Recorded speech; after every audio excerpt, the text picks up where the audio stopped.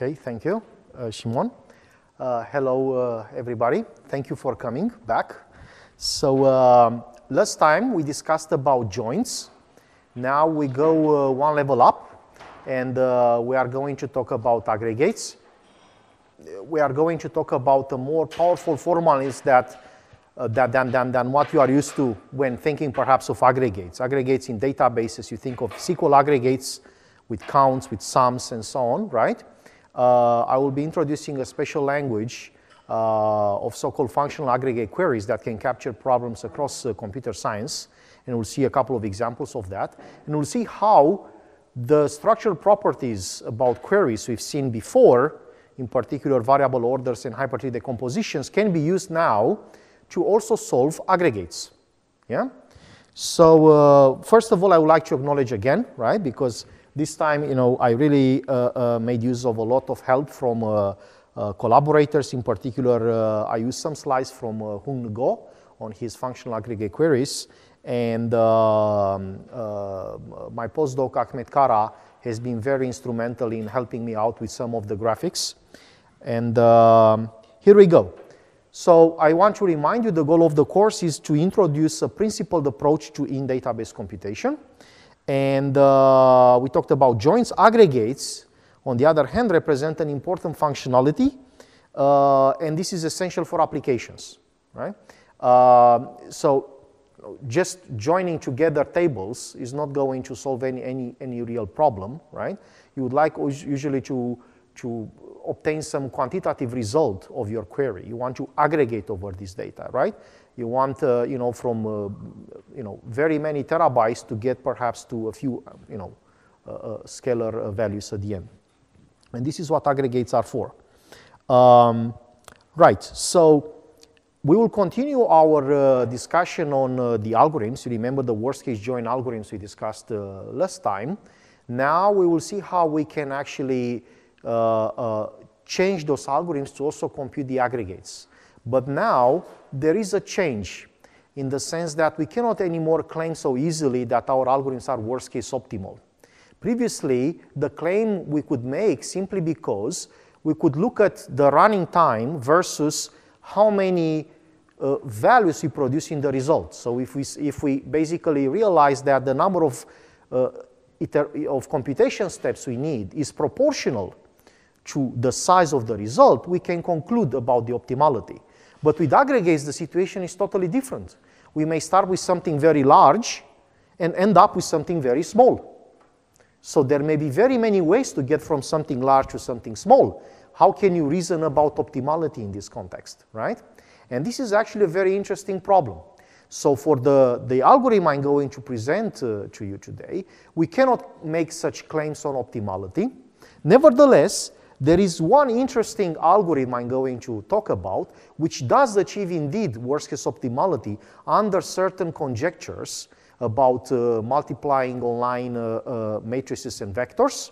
And this is for counting triangles under updates. So you remember last time we talked about triangles. Well, the triangles hit back. We will talk about triangles again today, towards the end, where we will see that when we change, imagine you have a graph, and you imagine you are allowed to insert or remove edges from a graph, and you like to maintain the number of triangles in the graph. And we'll see that we can do this optimally. And this is actually a fairly recent result, to the best of my knowledge. In the third part, which will come tomorrow, we will see how these aggregates become very handy when we like to train, for instance, linear regression models, right? In the sense that we'll be able to go from the training problem to an aggregate computation problem. So then we can use all the machinery we developed today and we developed yesterday. Good. So I will first introduce a powerful language, a very nice and elegant language to express aggregates, which is called functional aggregate queries, or FAQs, right? Which is not frequently asked questions, but in a very nice way, they capture frequently asked questions across computer science. Then we will see how we can compute such expressions. FAQ expressions. Then we will talk about this triangle counting problem I just mentioned. And then you can also have some references with links to papers if you want to follow up on this. And there will be a quiz at the end, right? So my hope is that we get the time also to do one or two quizzes. As I said, I also gave you some quizzes last time. If you would like any sort of feedback from me on this, just approach me, okay, or send me an email. Good. So what is this FAQ language, functional aggregate query language? So before I introduce it, let me actually introduce a bit of notation, yeah, which is necessary for the upcoming slides. First of all, when I use capital X, I really mean variables, like variables in the query. When I actually talk about lowercase x, I really mean values for those variables, right? So values in the domain of a variable, of a corresponding variable. I will actually use the notation bold X to denote tuples, right? Like you could think of them as tuples of values, right? And the bold big X, capital X, would represent a tuple of variables. And I will use this notation here, right? Brackets n between brackets, to denote a set from 1 to n. Yeah? Good. So now for any subset of this n, that is, you look at any subset of from 1 to n, then I can define, bold small x, lowercase x with index s, as representing a tuple of values over variables from this set x. So here I actually abuse a bit of notation by saying, that instead of saying capital X index I can also denote the variable by just its index I, because it will be unique, right? So effectively what I really mean here is that this tuple is over values from the domain of the corresponding variables capital Xi, yeah? And I take a product because, it's a tuple, so it can draw values from the different domains, yeah? And then, as an example, x258 would represent a tuple x2, x5, x8, which is from the domain of x2 times the domain of x5 times the domain of x8. These domains are discrete, right, for us here. It doesn't really matter for us, whether, no, I think you can also assume that they are ordered, yeah? So we can order them. So we can sort, for instance, relations with such tuples. Okay, oh, and this is actually, this formalist has been introduced in a paper, which is the best paper award actually at the Principles of Database Systems in 2016, right? So but it's a mammoth of a paper, right? It's, goes over more than 100 pages. If you really want to, go over it completely, here we will, I digested for you the main message, more or less. Okay, so what is the problem of FAQ? So here in the middle of this box, we have an expression, an FAQ expression, and there you can see already a simple example of such an expression. This expression essentially can aggregate over different domains differently. For instance, over the domain of x1, we want a sum. Over the domain of x2, we want a product. Over the domain of x4, we want a maximum, right? And what do? We want to apply these aggregates over a product of functions. What are these functions? Last time, we talked about relations, right? Think of these functions as being essentially mapping tuples from a relation to a value in a domain, to values in a particular domain, right? So these functions are here. Psi14, that goes over variables x1 and x4, psi13 over x1, x3, and so on and so forth. So these are our inputs, right? So they all map tuples to some values. Think of these values, in fact, as multiplicities, right? By default, if you want to turn a relation into such a function, you would then associate with every tuple in the relation the multiplicity 1. That is, it is in there. All tuples which are not in the relation, we can give them multiplicity 0, for instance, right? But in general, multiplicities may be different, not only 0 and 1. You may have a multiplicity of 2, for instance, right? Which effectively would account for having that tuple twice, if you like, in the database. But we will use these multiplicities, in fact, in a more general sense to carry along results of computation, as we will see, right? So they are not necessarily only having the meaning of multiplicities. In fact, as we will see later, these elements in there will form a so-called semiring. Yeah, but I will go to that point a bit later. For the time being, think of them as functions, yeah, as generalizations of the relations we have. So this is the input. We take a product of them, and then we apply some aggregates over this product. It is as if we look at all possible satisfying assignments of the variables from their domain, right, to the values in their domain, and then we apply aggregates over those satisfying assignments. So that would be semantically what should happen. In practice, we don't want to really materialize the product of these relations because this would be too large, right? Where is the join? Well, the join is in this here. So if, for instance, x1 comes in psi1,4 and x1 comes in psi1,3, effectively this means a natural join between these two functions, right, on x1. Okay? This is exactly the way we had it also in the join case yesterday. Yeah? Are there questions about this? No. Okay, so what else? At the end we have this output phi of x3, which effectively means this. We want to compute a function which would map values of x3 to some elements from a domain, right? And these elements are the result of our aggregation. Okay? So, okay, is that clear? So, in particular, let's actually look here. So, we have n variables, x1 to xn. In our case, for our example here, n is 4. We have a multi-hypergraph in the spirit of the join hypergraph we discussed last time, which effectively has as nodes the variables in the queries, right, in our query, in all our functions, right? And as hyper edges, we have these functions. Okay? Why it is multi-hypergraph? Because there may be the case that several functions are over the same variables, the same variable set. Yeah? In this sense, it's multi, right? Because it's a hyperedge. For instance, here we have a hyperedge going over 1, 4, or x1, x4. This is going over x1, x3, x2, x3, and so on. But you may have another hyperedge going over 1, 4. It's perfectly fine. Yeah? Good. So, so to each hyperedge, we have a corresponding factor, we call it, or function, right?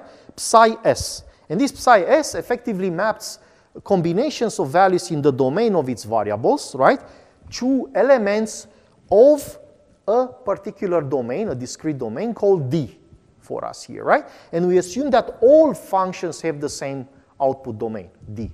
Why? Because we like to take their elements, whatever they give us, and be able to do operations on them. So they have to be from the same domain for us, right?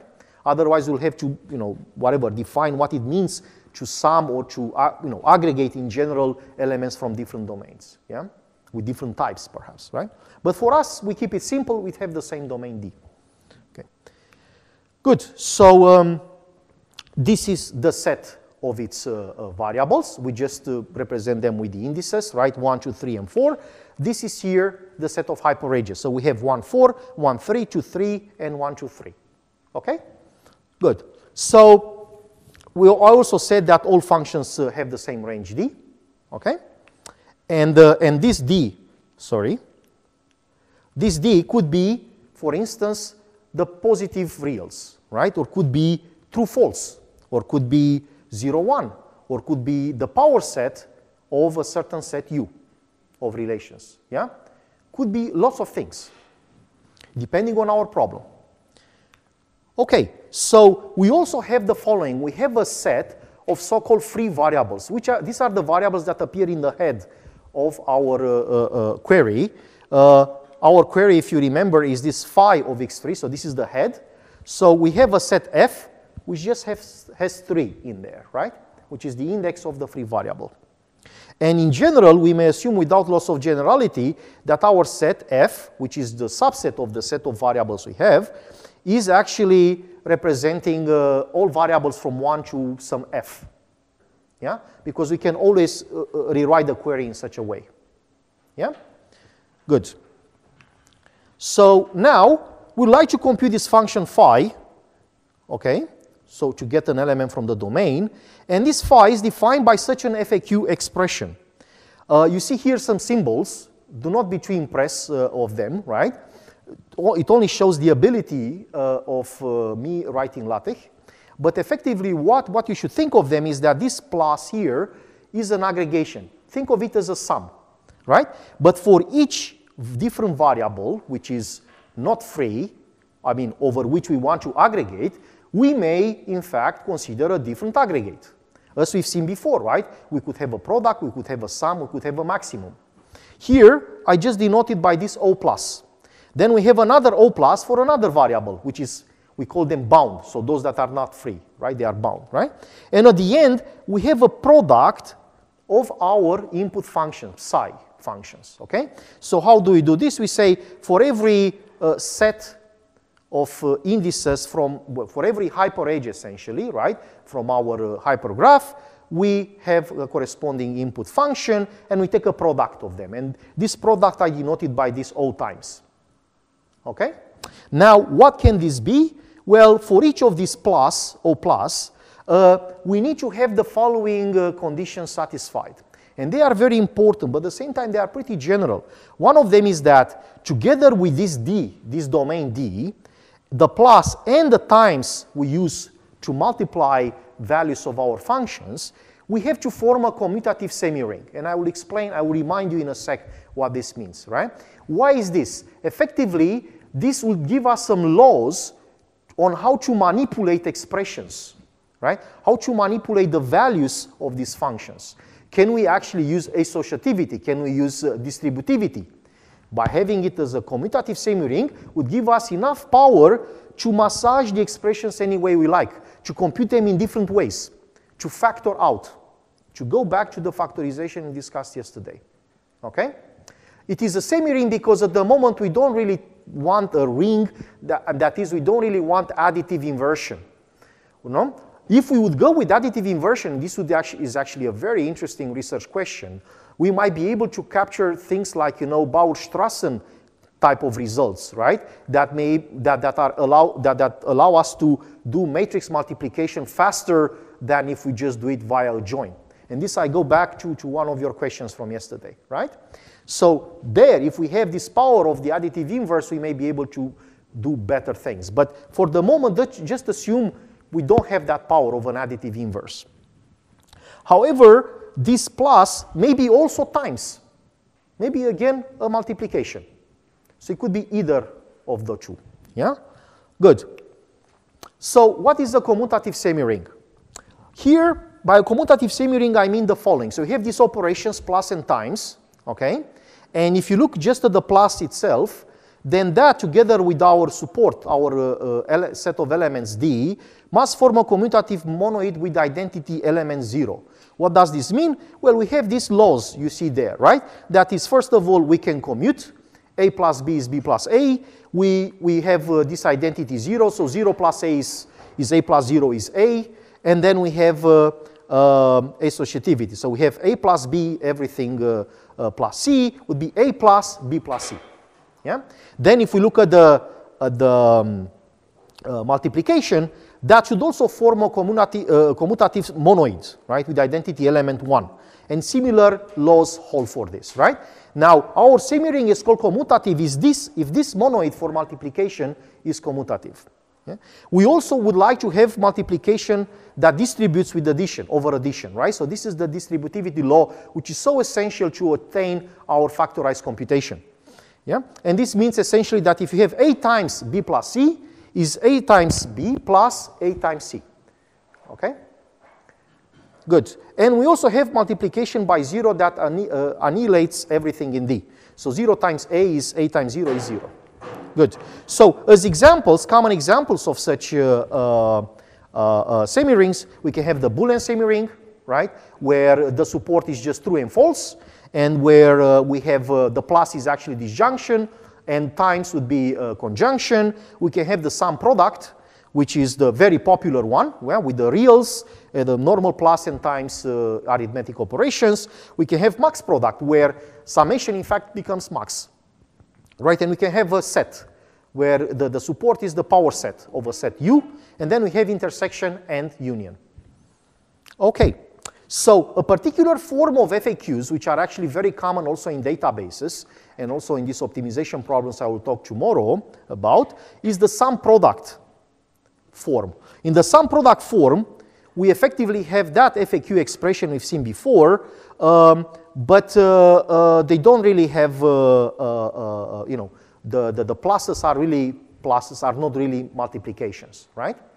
Okay, but they may be max, for instance, maximum or so, but they are not multiplications. In particular, for those of you who know SQL, which is an actually not so nice to read language, but it's extremely popular and very much adopted, you know, this particular FAQ could be seen as a SQL expression in case, for instance, these pluses are really sum and this multiplication is really a product, right? Then this would be the form.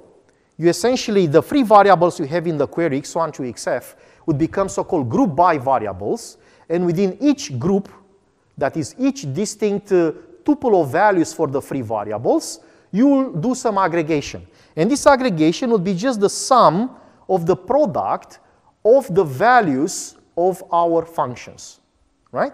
And then we join, we do a natural join of the functions, and then we group by this x1, xf. Okay?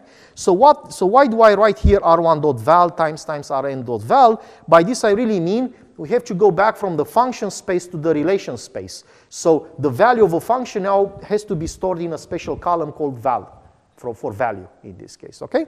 So that's the way you would map it back. People looked at this form of sum product a while back. So, you know, I could find papers from Dechter in 99. She called them their sum product, but you know, there is also work calling it marginalize a product function, or MPF expressions, which are used mostly in the AI space, right? When doing, for instance, inference. Yeah, people looked at the way how you can do exact inference tractably, and they use similar techniques to those I'm going to present here. Good. There are many examples of for sum product. For instance, if you consider the Boolean semiring, that is true-false, disjunction and conjunction, then you can capture problems like constraint satisfaction problems. You can capture Boolean conjunctive query evaluation, SAT, K-colorability, and others. If you use actually the set semiring, you can capture conjunctive query evaluation. If you use the real semiring, you can capture the permanent, the DFT, inference in probabilistic graphical models, counting CSPs, matrix chain multiplication, aggregates in databases, right? If you do the positive reals with max and product, you can capture maximum a posteriori queries, for instance, in probabilistic graphical models. So what I'm saying is that this formalism is there to capture so many interesting problems by this generalization abstraction of semirings. But now, whatever kind of operation you do, whatever way you find to evaluate an FAQ expression, should immediately apply to all these settings. And this is the interesting thing. In particular, we will be able to apply the kind of development we had last time on fractional hypertree width and fractional edge-covered numbers now to the setting of FAQs and solving such problems with one stone, right? So that's the kind of elegance that this formalism brought to us. And this is why I'm presenting it to you, because I find it very, very insightful. I will give you 3 examples of sum product formulations. Let's look at Boolean query evaluation. What does it mean? As the join case we had before, where we join relations, but now imagine I don't want to keep the tuples in the result. I just want to know whether there is at least a tuple in the result. So the answer I would like to be is empty or non-empty, true or false, right? And in such a setting, this Boolean query could be represented like that, right? I have a conjunction of these relation atoms over their variables. The joins are represented by having the same variable in several relation atoms. And at the end, I have this existential quantification. I say, if there exists at least a value for x1, a value for x2, a value for xn, such that this conjunction holds. Yeah? And if we want to encode this in FAQ, this is the encoding, right?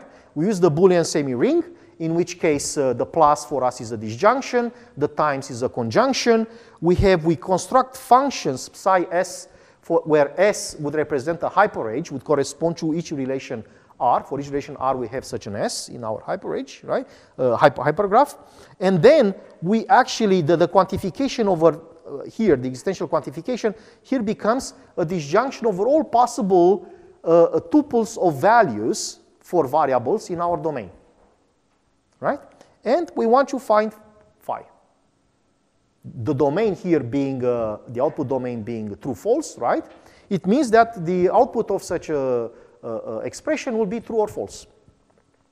Okay? Is that okay?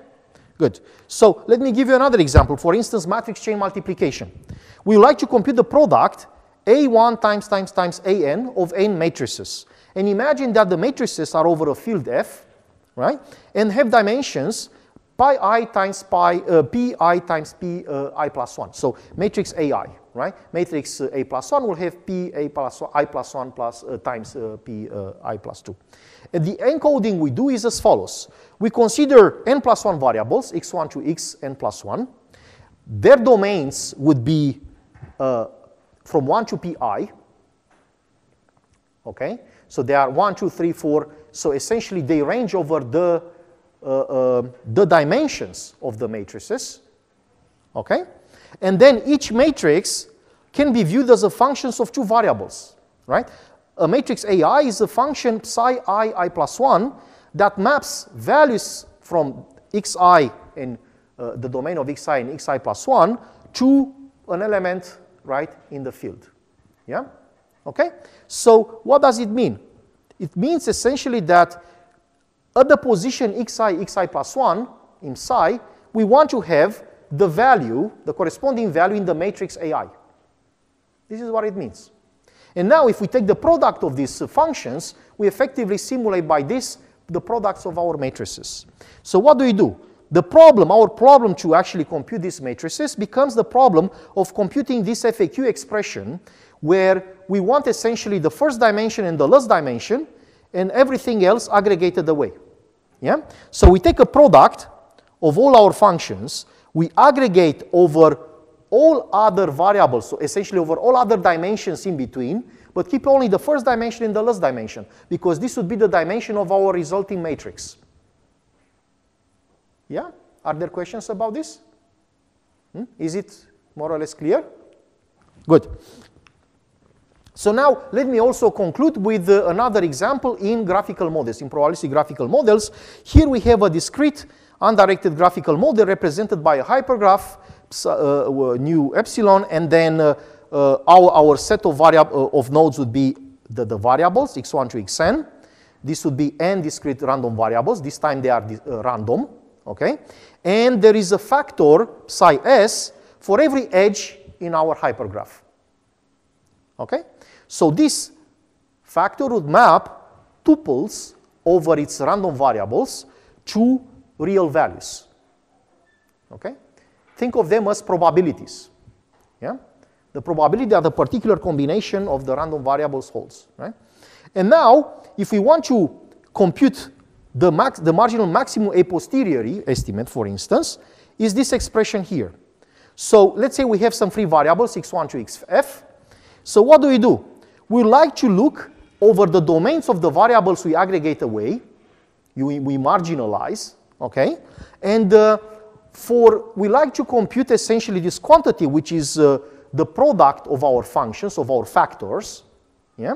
And we like to look at the maximum value we can compute. So we iterate over the domains of xf plus 1 to xn, the variables we aggregate away, and we like to look at which combination will give us the maximum outcome. And that's it. Yeah? If we want to do marginal distribution of, to compute the marginal distribution of variables x1 to xf, this is actually way simpler. We just use sum and product. Again, it is as if we take the product of all the factors, but then we aggregate away the bound variables, the variables we don't care, yeah, we want to marginalize away, and keep the free ones. The ones for which we want to compute the distribution. Yeah? If we want conditional distribution, this means that we are given something like, for some variables, we are given certain values in their domain. Then there is nothing more to do for us than, in this expression for psi s, we fix, instead of the variables, we put constants. the constants given to us in this conditional. And then we compute a conditional distribution. Okay? And I hope I convinced you by now that this is a very powerful formalist that has a unifying flavor, yeah? That, you know, can capture interesting problems. Now, let us see how we can compute such FAQ expressions. So, to compute FAQ expressions, first of all, similarly to the case for the join, if you remember, right, we would have to find the variable order, or we have to find alternatively a hypertext decomposition. Here we go for variable orders because we, you know, deal a lot with variables. So you will see examples actually using variable orders. So the way we proceed then, once we have the variable order, we use a simple variable elimination algorithm. So we start, for instance, from the top of the variable order, and we say, let me eliminate that variable. So that is, let me enumerate its possible values, and then for each of its possible value, I recurse on the branches of my root in the variable order, and I do the same, right? I, again, iterate over its values, and so on and so forth. Okay? So that's the general approach, and you will see it in action. There are two approaches. So the one I try to describe is a top-down approach, where I start eliminating at the root. But then, if you remember with variable orders, it can happen that a variable at the bottom does not depend on all the variables along the path to the root. So for that, we ended up, if you remember, with factorizations that are directed at cyclic graphs and not necessarily trees. So we had to use caching. Well, here we are in the same situation. As we go down, if we realize there is opportunity to cache results of computation, we should do so. And the variable order will tell us whether there is an opportunity for this. Yeah?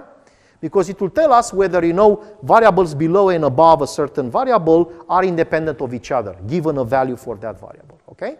So this is where we start caching. We cache in a hash map, for instance, and next time when we actually want to reach the same node, we reuse the computation instead of computing it again. This is memoization. This is a top-down approach with memoization, which is the one I basically proposed some years ago. But then there is another way you can do this, which is bottom-up, right? Both are essentially a dynamic programming, they have a dynamic programming flavor. Yeah? The second one, which is the one used in this algorithm for FAQ designed by the authors of this FAQ paper, is called inside-out. And the idea is that you start eliminating from the bottom, but every now and then you need a construct similar to the memoization approach, and there they use so-called indicator projections. And I will show you how they are used. Yeah? Okay? But when we'll come to that. And the complexity of this approach will just depend on the variable order. So again, we make that assumption that we can separate out our optimization phase, which depends on the structure of the expression, from the database, and we don't make assumption about contents in the database. And our complexity then will depend on the size of the database as one parameter, and the other parameter is a width measure of the variable order we use. Yeah? And that variable order may be one with a very small width, like the fractional hypertree width, for instance. Yeah? And then we achieve the complexity we want. But ultimately, the algorithm, the evaluation algorithm, if you give any valid variable order, should be able to work with that variable order, even if that variable order is not, let's say, the best one. Will not give you the lowest complexity we can get. Yeah? So that's the idea. And here I state the complexity, which is this, that if I give a database, if I get a database with of size n, an FAQ phi, and the variable order for phi with a certain width, w, then phi can be computed in this time, which is n to the power of this width, right, of the variable order, plus the size of the output. Yeah? Because the output may actually be way larger than the time it takes us to compute the actual expression. To put this into context, if the output of our expression is a listing representation, tuple by tuple, output here may depend on the raw star, the fractional edge cover number we've seen yesterday. If the output is represented factorized, then this out would depend also on the fractional, on the same width you see here for the variable order. So then this factor on the output size will go away, right? And we'll just have the time is O of N to W, okay? So now I will say a few things about how we compute the variable order, and then I will give you examples. So how can we compute the variable order?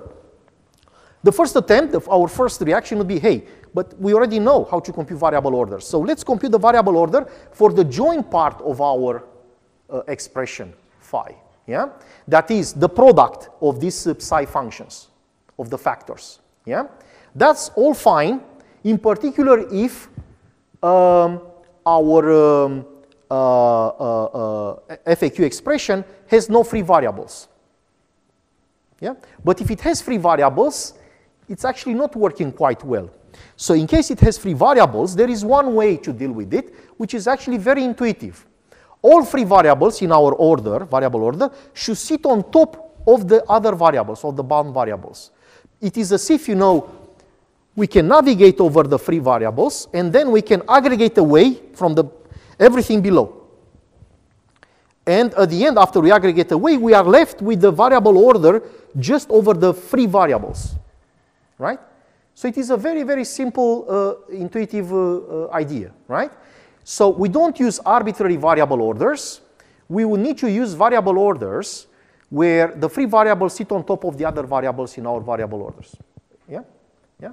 So that's the only, I would say, wrinkle.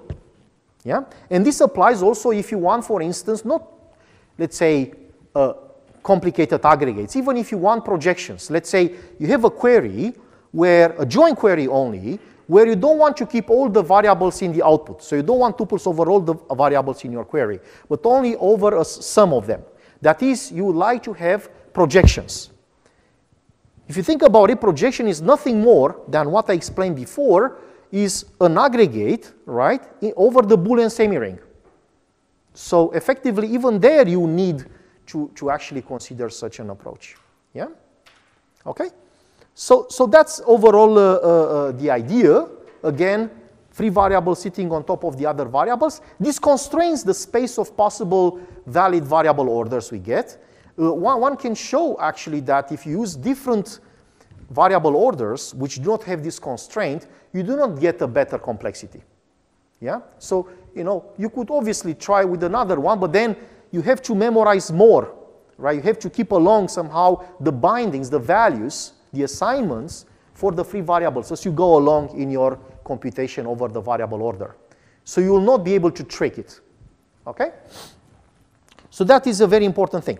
Now, I mentioned this in the case of variable orders. What happens in case of hypertree decompositions? In the case of hypertree decompositions, an equivalent statement is this. You have only to look at hypertree decompositions of the join query, or the join part of your FAQ expression, where the free variables, right? If you look at the bags, at the nodes of the tree decomposition that contain the free variables, these ones should form a connected subtree. So they should be connected. So you can easily remove everything else, right? And you will stay with the reduced hypertree decomposition only over the free variables. Think differently. Think what happens if we have a hypertree decomposition where we have, let's say, two free variables. One is somewhere at the top, one is at the bottom, right? So they are not connected in any way. So then if you start eliminating the, computing from the top, and you want to go down, you have to carry with you the possible assignments for the top variable, free variable, and bring them all the way down to the bottom variable, so that you look at their interactions, okay? Which is transitive, over the other variables. Or if you try from the bottom, you have to propagate the assignments of this variable at the bottom all the way up. So you are going to, use much more space in between, yeah? Which turns out to be as if you would have a bag where the two variables are together, or another hypertree decomposition where the variables are in neighboring bags. Okay? So it is essentially, if you think about it, and think about the translation from variable orders to hypertree decompositions and back, the two conditions are in fact equivalent. Good. So what is the implication on the complexity? Well, the width for phi now is at least the width for its joint part, but it may be larger. And this width comes in the exponent, right? That is, it may take us more time to do some aggregates or to do queries with free variables than it would take us to do queries without free variables. Okay? And this new width is in fact called the FAQ width, stemming from the FAQ framework. Okay? It was not named before, but it was known somehow before. I think it is also related to the free connects, but this is another notion which I don't want to basically distract you with. Good. So let me show you first. Okay, I mentioned here. Oh, sorry. I mentioned here several ways of doing the computation. Top down, bottom up. I will show you examples for both. But when we go top down, there are two flavors. One is we first compute the factorized join, and then we go over the factorized join in one pass and compute the aggregate. The second approach was to translate this factorized computation into relational queries. So you wouldn't really need to actually compute a factorized join in the first place. The rationale for not computing it is that, systems out there may not necessarily have a native support for factorized representations for graph data, but rather they only have for relational data, right? So it may make sense sometimes to avoid storing factorization and instead actually just simulating your, as if you actually compute a factorized join, but in fact you don't materialize it. Yeah? So let's see. Good. This is here a simple example from our previous, if you remember, from one of our running examples where we join three relations, orders, dishes, and items. And a factorization would be with the dish at the top, then given a dish like burger, on one side we have the day of the order with the customer, on the other one we have the dish with the item, with the items it contains, right?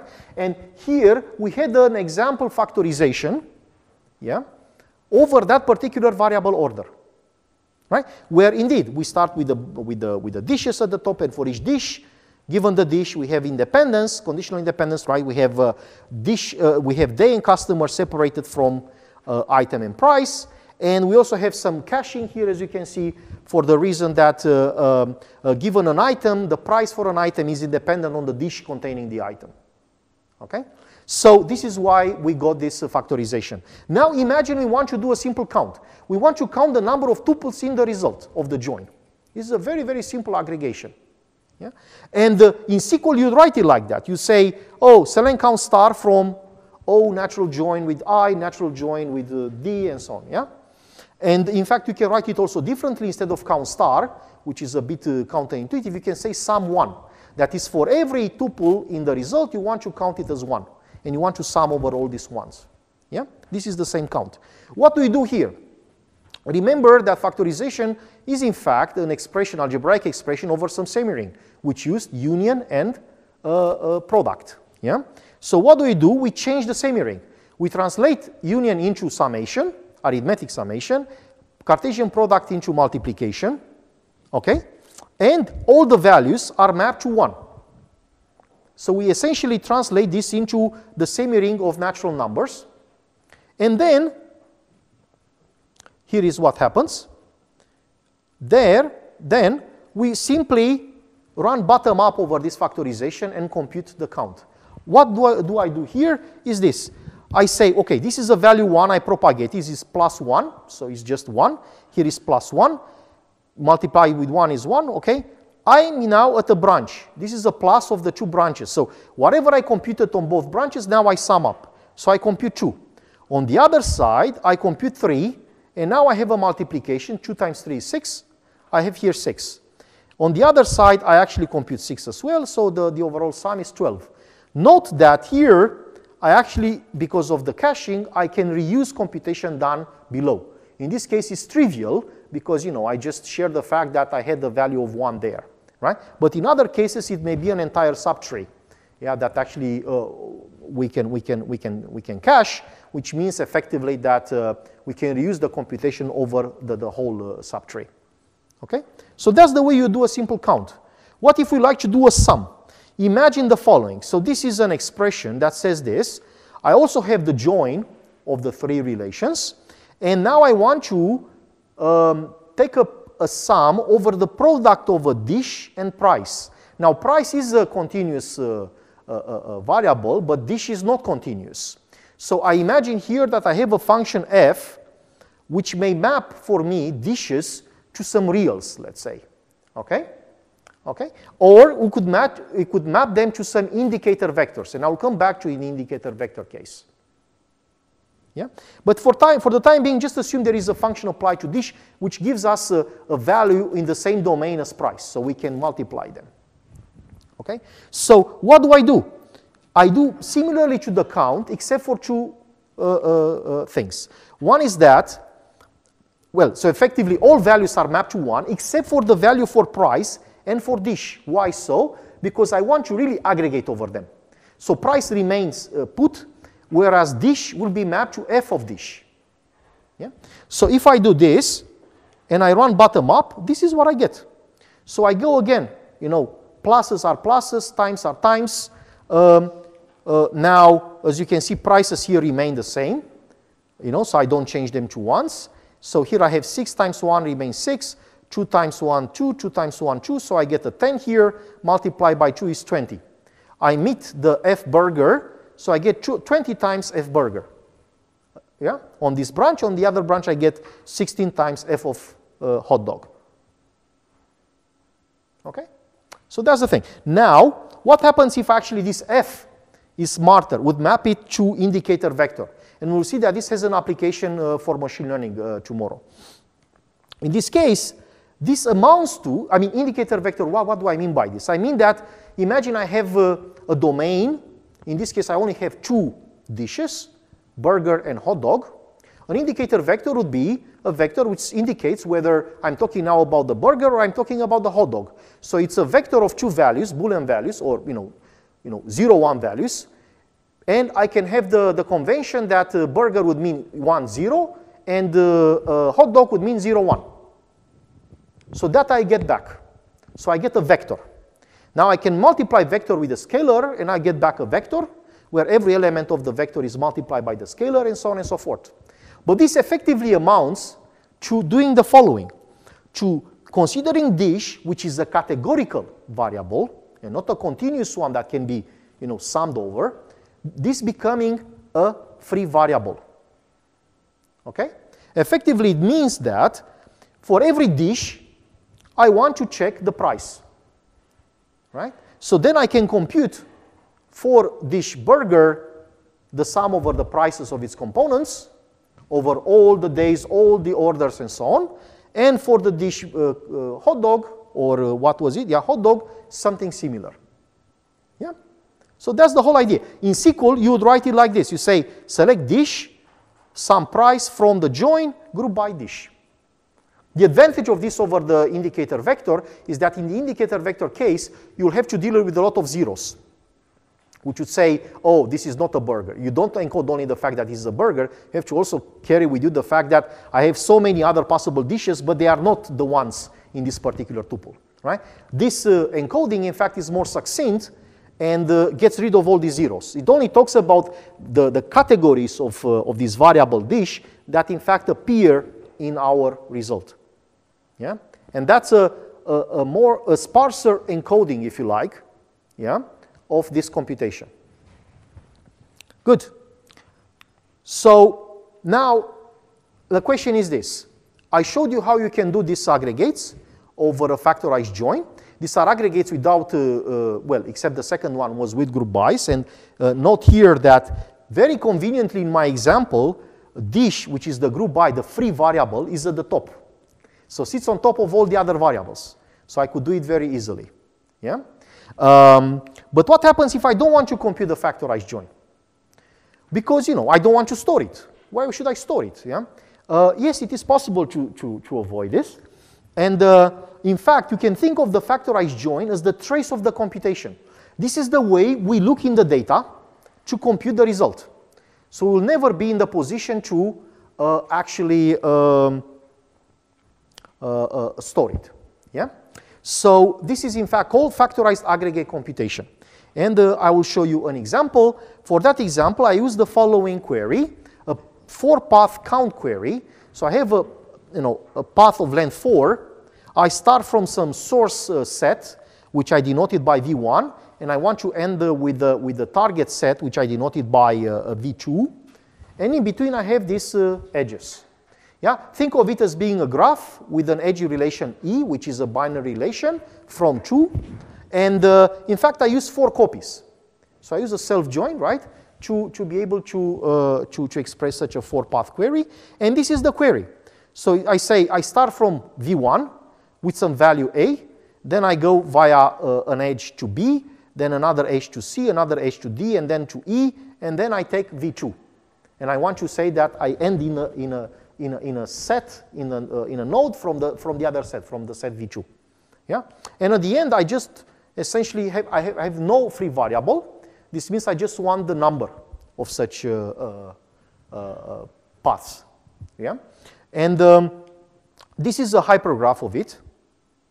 As you can see, we have here, for instance, V1 is a hyper edge going only over A.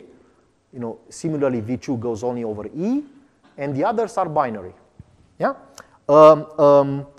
Basically, a variable order would be the one I just showed to the right, and I just put C at the very top, and I branch out with B and A and D and E.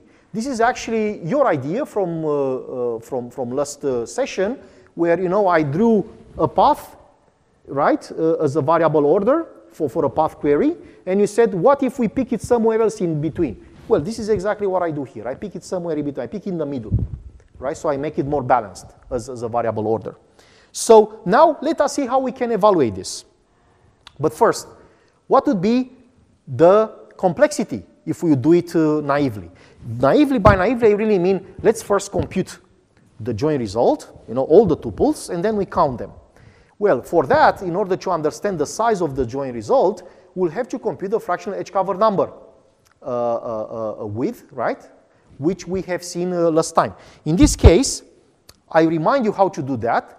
You look at the hypergraph of the query and you assign weights to the edges so that each node is covered by a weight of at least 1. And you try to minimize the sum of the weights of all these edges. Yeah? So one way to assign is this. You can assign to E1, you can assign 1, and that would cover A and B.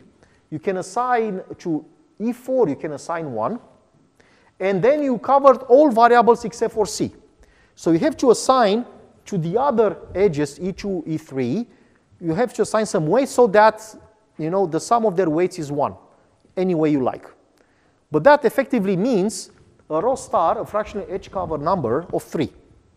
Yeah? So that is, it will take you cubic time and cubic space to store the whole result, and you can then run over it. Yeah? It's actually, to a very large extent, amazing that even to this day, there are quite many database systems out there that do not do it differently. Yeah? They do this. Yeah? They don't somehow, there is this concept of taking the aggregate and pushing it past the join, which is exactly what we are able to achieve with this variable ordering. Yeah? But in this case, they don't do it. They will just compute the result and then they will run over it. And that comes to at a very large expense. Because what we know is this. What would be the fractional hypertree width of this query? This is an acyclic query. So this is a query without any sort of loops in there. And effectively, if you want to draw the hypertree decomposition of it, could be a simple path, right? Where you have AB in a bag, BC in a bag, CD in a bag, and DE in another bag. And each bag is covered by one relation. So the row star of each bag is 1, right? So overall, the maximum over 1 is 1. So the fractional hypertree width is in fact 1. If you look at the variable order, you'll end up with the same conclusion. That if you take the keys union, the actual value variable itself at a node, right? And you look at those subqueries, you take the row star of them, you will get again 1. Okay? So that is, if we represent it factorized, we get linear size. And we know, at least for these queries, without free variables, we can run over them bottom up once, and we can compute the count in this case. So it should be linear, right? But we don't want to compute the factorization. We want to do it without the computation. And this is how we can do it. So we don't want to do it without materializing the join, because this is too much, without materializing the factorized join, because we just don't want to use space. And we like to use optimized queries that are derived from the variable order. So this is it. We start with our hypergraph, and we effectively convey the operation we did on factorized join now by means of optimized queries. So we look at what we did before. So what did we do before? We said, hey, you are here, let me aggregate away A and create, in this case here logically, a relation, a function, which maps B to the result of the computation down below. You don't have to store it. You can inline that computation, but I will show it here as if we would construct these intermediate representations. And once you do this, you can do the same by eliminating D, and then you can eliminate E, and then you eliminate D, and then you eliminate B, and then you eliminate C. So you go bottom up, exactly the way we went over the factorized join. So this is the way we do it. We aggregate away A. So we take the product of V1A and E1 on A, yeah? B becomes a free variable, right? We want to keep, for each B, what is the computation you did below? And this is essentially the result of this aggregation. You go over all the A's. For each A, you look whether it's in V1 and in E1. You take the values of the functions, you multiply them, and you sum up over all these A's. Okay? You can now do the same for B. You can aggregate it away. You can aggregate away now E, you can aggregate away D, and you end up with this situation where here you have some temporary functions, U2 and U4 you computed, and you can simply multiply them and you aggregate away over C, and you compute the final result U5. So here I broke it down into pieces.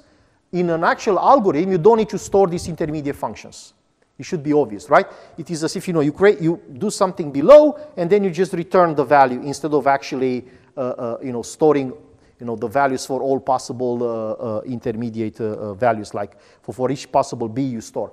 You go for a B, you compute a return, and then you go on the other branch, you return, and then for a given C, you may have to go over several B's. You do a running sum, and then you multiply them before you go to the next C, and so on and so forth. Is this clear? Yeah? Good. So that's the way you do it. And if you look at every single expression here, the time it takes to compute it is actually linear, right? It is not cubic. Good. So this computation strategy corresponds to the following query rewriting. So this query rewriting essentially makes it even more explicit that we don't need to store these intermediate functions. So we started with this, and now we end up with this expression, which effectively, if you think about it, is nothing more than taking sums and pushing them past the products. And for that, we needed the power of the semiring, the distributivity, and associativity and commutativity sometimes, right? So this is it. So look at this expression. We pushed all the way the sum over E here, so that we aggregate away the E. We are left with the D.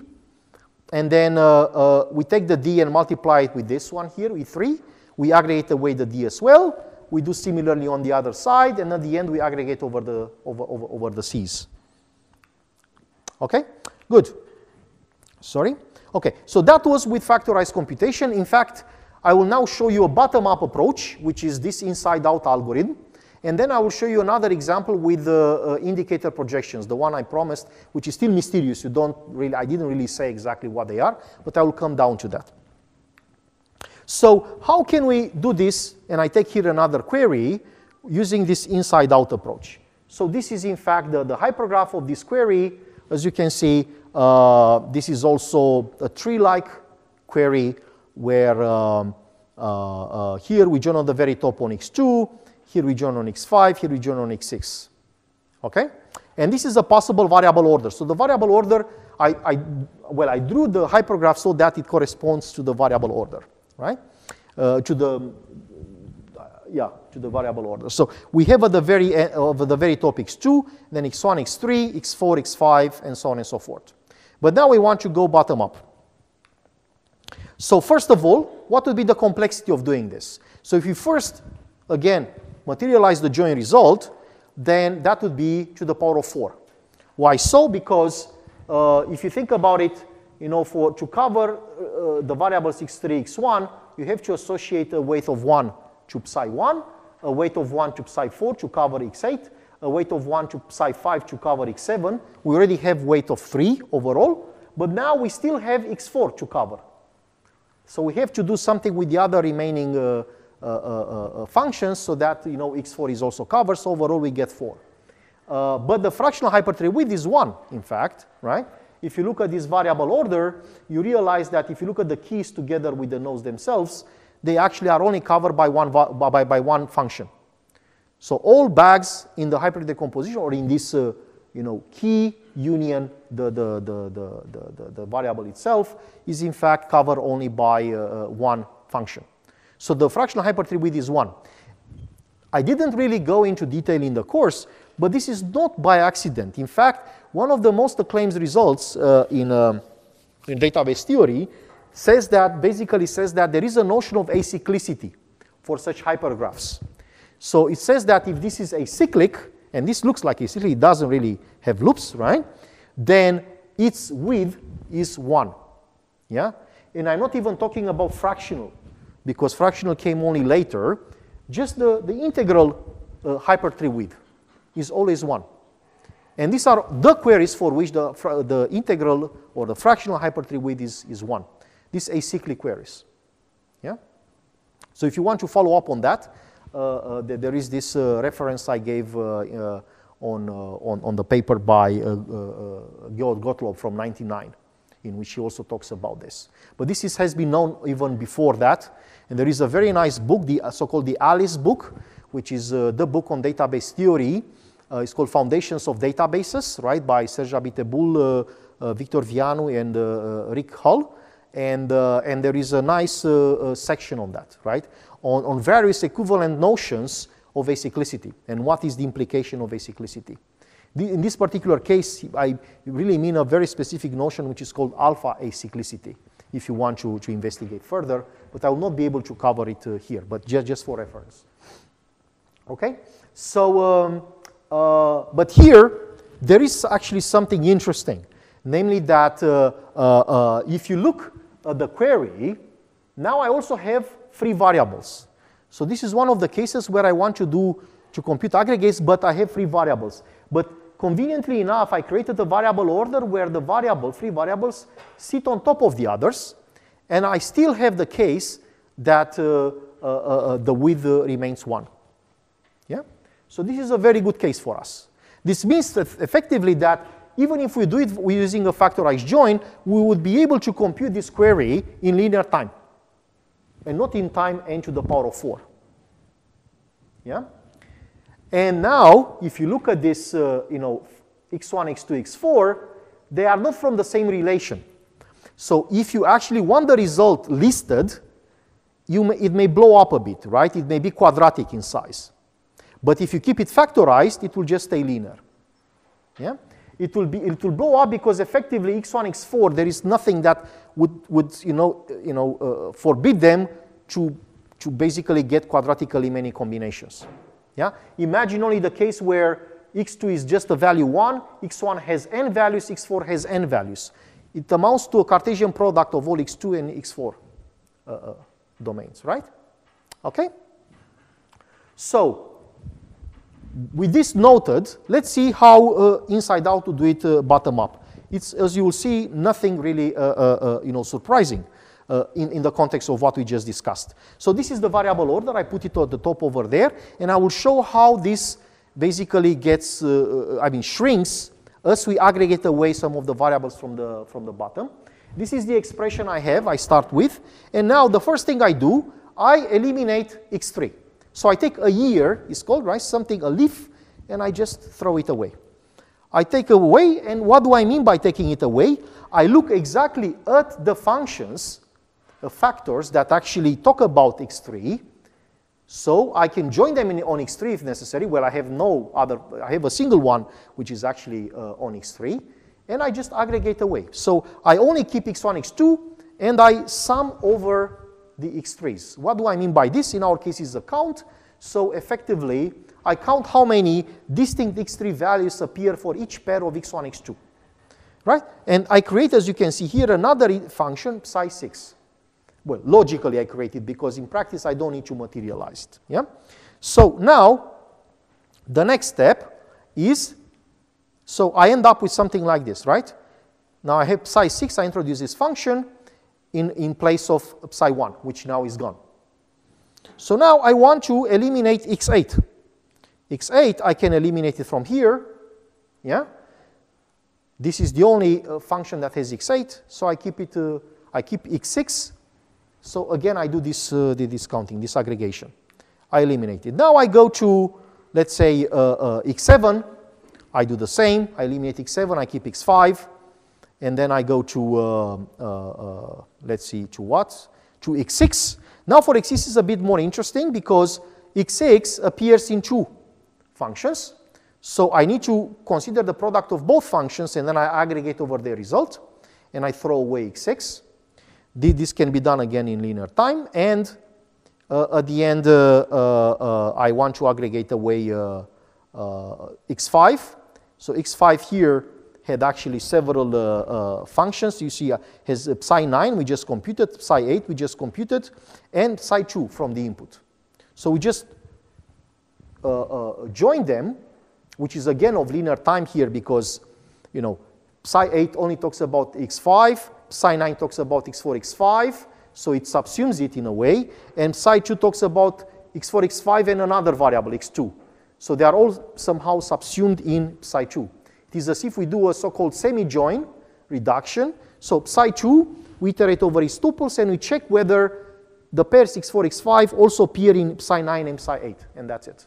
And if they do, we take their payloads, right, the values of the functions, and we multiply them in. Yeah? So that's the whole thing we do. And we replace this, and we end up with psi10. Now we are at this stage.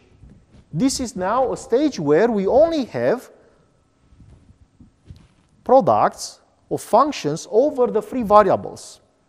This is where we can stop and have the factorized representation, or we go further and create a listing representation, and this is where the blow up may occur, because we'll combine x2s and x4s.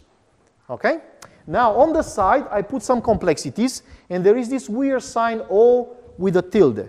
Right? What does it mean? Well, it means that I want to, I didn't have the space at that time because now it's widescreen, but before it was actually 4, the ratio was 4 by 3. I couldn't put a logarithmic factor. Because you see, this, in order to do some of these operations, I implicitly assume that I sorted the data on the join columns. So I can do a sort of merge sort join, right, efficiently on them, which is exactly the way we also did with the previous join algorithms from yesterday, if you remember. Okay? Yeah? So these are all essentially n log n. Good. Now, a more interesting example, and after that, perhaps, I'm not sure, I still have 20 minutes because I started, yeah, perfect. So let's actually do an example now with indicator projections, and what do they mean? So I now have this query, which some of you who were very, enthusiastic, perhaps played with yesterday evening. This is the bow tie query I gave you as homework yesterday. So now it doesn't look like bow tie, but it's like you have two triangles that meet in one point. Yeah. Okay. So these triangles are drew a bit not so nice, symmetric to look like a bow tie, but it's like a bow tie of a drunken man after several bottles of wine. What I would like, I have a free variable x1 which sits at the top, which is great for us.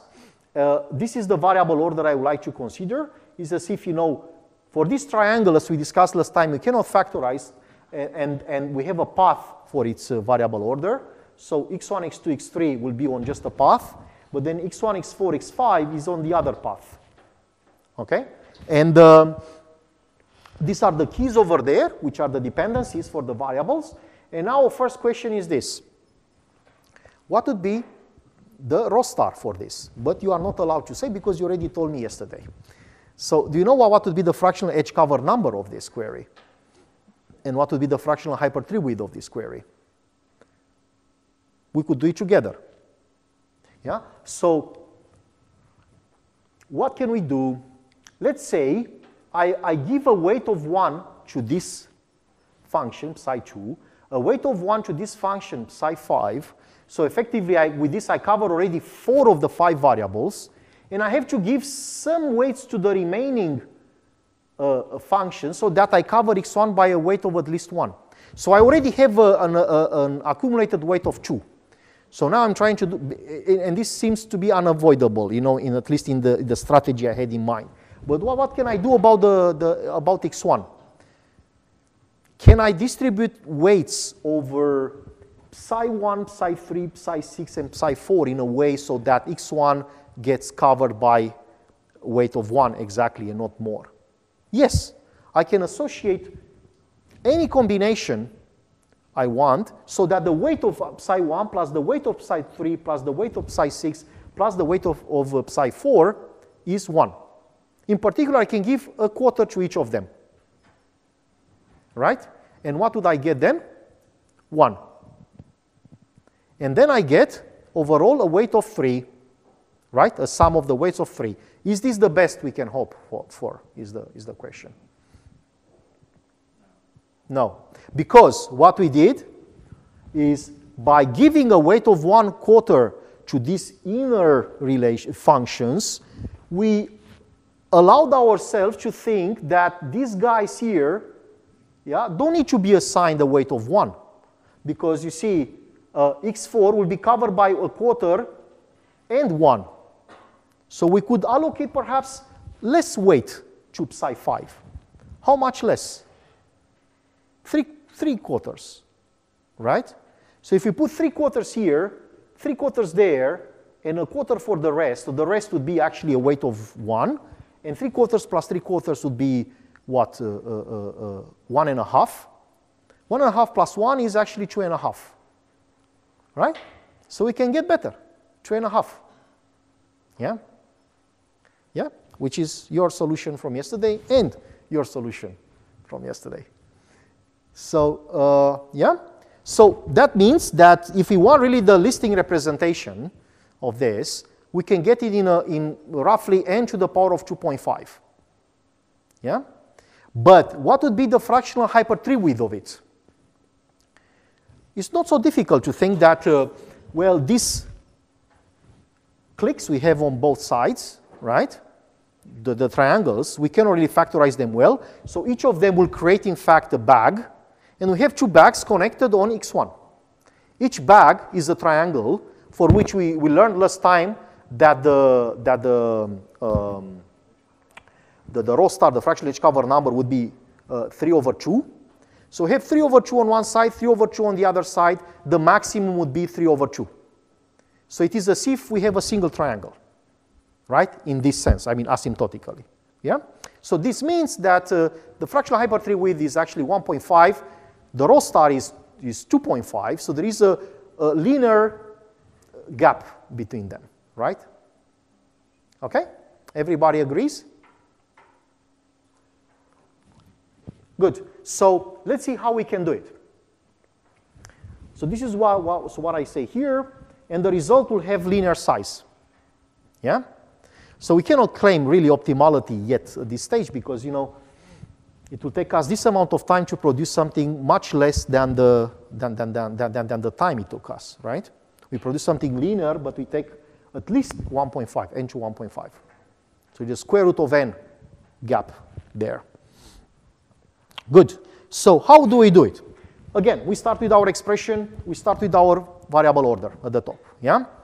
Now, let's actually look at it as being a triangle and say, I want to eliminate x3. I want to eliminate the bottom, x3, right? But to eliminate x3, I realize the following. I realize that x3 appears in two bags, psi 2 and psi 3. So I have to consider them, I have to join them in order to eliminate x3. But I also realized something else, that these guys also have additional constraints that may be useful in this joint computation. Namely that if I would add this copy of psi 1, which I call it psi 1 prime, and a copy of psi 4 and of psi 6, only on the variables which are relevant here, yeah, which are in fact x1 and x2 in addition to x3, right, I can actually get a better complexity. Why so? Because essentially the intuition is this. You want to eliminate x3, but you realize that x3 is part of some loop, of some cycle. Let me give you a lot of constraints on this cycle that perhaps can help you lower the complexity of the cycle.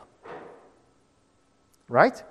Again, if we have, for instance, a join of two relations, the size of it would be quadratic. But if we have a triangle, the size could be n to 3 over 2.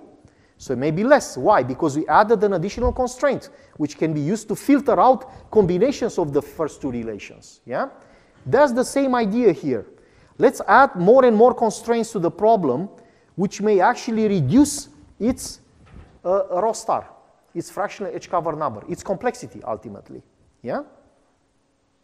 So that's the intuition. So, but now there is something tricky about this, because I didn't tell you the whole story.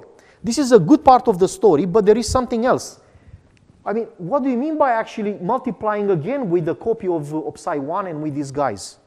Isn't this a bit weird? Because, I mean, what happens if these guys have some values? You know, these are functions mapping some of these tuples here with some values. Are you multiplying again with those values? But this would be wrong, right? Because it's like you want to multiply, let's say, with 5 twice instead of multiplying it once only. And here comes this idea of indicator. So these functions are in fact derived from the original functions, but their values are only 1. So they only indicate that the tuple x1, x2 appear in that function. They don't really carry with them the actual value, right? Because that value, if we carry it there, it is as if we multiply with it several times, and we don't want that. We just want to account for the presence, the existence of that combination x1, x2 in the function. And why they are called projections? Because, for instance, as in the case of psi 6, we only project on those variables that are relevant to our current join. We don't want to bring in here x5. Why so? Because, you know, if we bring in only x1's values of x1, and we say, okay, these values of x1 exist, and you will have to encounter them anyway, right? That's good, you know, because it may be loss. You know, they will have less number, right? Instead of having, you know, the tuples over x5, x1, you only have the values of x1. And in general, these functions may be results of other computation, so they may be large. They may be not only linear, but quadratic, let's say, right? But if you take a projection only on one variable, they become again linear, okay? So you just add in something of linear size. Are there questions about the role of these indicator projections? Is it clear that here the tendency, which is actually enabled by our rho star and our realization that sometimes we can do clicks better or cycles better than doing the query without closing the cycle, right? You know, can effectively help us. Yeah. So adding more constraints in can lower the complexity. It's as if we add more and more knowledge we know about the problem, and that can help us actually you know, solve it faster. So that's the whole idea of these indicator projections, which are actually a beautiful concept. And so what we do here, we effectively eliminate x3, and we are left only with x1, x2. And the time to do this is in fact n to 1.5 or n to 3 over 2, because we effectively solved a triangle with additional filters on x1 and x2, but they, you know, asymptotically do not necessarily lower the complexity. Good. So now we go forward and we do it similarly. Well, we just first now we can eliminate x2, X2 now we have two functions talking about X2, psi1, the original one, and this intermediate result we just computed, psi7. And now we can bring again in indicator projections for X1. But they're in a way, redundant here because we already accounted for the use of X1 in the computation of psi7. So we wouldn't really effectively need to bring it down again, but the algorithm nevertheless, is explained like that, so you can do it. But in this case, it does, is redundant computation to do it again. It will not increase the complexity, it will not lower the complexity. So now we aggregate away X2 and we get X1, yeah, only, and then and this is in linear time. We end up with this, but now we have to do the other branch. Doing the other branch means again solving a triangle on the other side because this is a symmetric case. We eliminate X5, and this will take again n to 1.5, and then we can eliminate X4, which will take for us linear time, and we at the very end, at the very end we have just two functions on X1. We can just multiply their values for every value of X1, and that's it. We are done. So overall, it took us n to 1.5, exactly the fractional hypertree width we had for this case, yeah, and not the 2.5, which was if we would, enumerate all the possible tuples in the result. Are there questions about this? I mean, honestly, if you think back and realize that the very same algorithm can be applied for so many different semirings, so many problems to solve and to use for them this fractional hypertree width, which is a relatively newer notion, which hasn't caught up as much in AI, for instance, this is actually quite interesting, I would say. It's quite, cute. I would like to say a few things first before I do not want to stop, but there is a new topic coming up after that. Let me give you some numbers, performance numbers, to show you that in fact aggregates can really make a difference. So here what I did is this. I took a retailer data set, which I mentioned also last time, which we used for one of our clients at the time I worked with logic blocks, and we wanted to do this. We wanted to extract a lot of aggregates that are necessary to, for instance, train a linear regression model, as we will learn next time, or a polynomial regression model of degree 2. And the number of these aggregates may be very large, maybe in the order of, if you look at here, we actually have to solve something like, for the full data set of 86 million tuples, something in the order of about 145,000 aggregates. Right? How do these aggregates look like? They are all over the same join of the input tables, but they look like this. They say, let me take the product of two of the variables and look at all pairwise combinations of this. But if the variable is categorical, I have to look at all possible categories of it and consider combinations of the categories. Like, for instance, for city and country, I have to look at combinations of city being Warsaw and country being Poland. Okay, city-country perhaps is not so great because it's a functional dependency holding there. But let's think about cities and colors, for a T-shirt, right? City could be Warsaw, the color could be yellow. City could be Warsaw, or the color could be blue. Or the city could be blue and the city could be Munich, yeah, somewhere in the US. Yeah. City could be Munich and the color could be blue. So there may be very many combinations.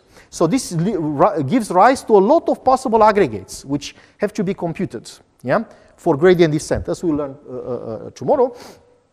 So how long does it take us to compute all of them? 25 seconds. How long does it take for Postgres to compute only the join? 50 seconds, right? So here we compute not only the aggregate, but compute the aggregates over the join, so including the join, right? It takes us 25 seconds. Well, if you want the full one, it takes like 380 seconds, and it takes 216 seconds to do the join alone. I mean, so this is actually fairly old. We published it actually early this year, but in fact, in the meantime, this time, 380 became 15. seconds. Yeah?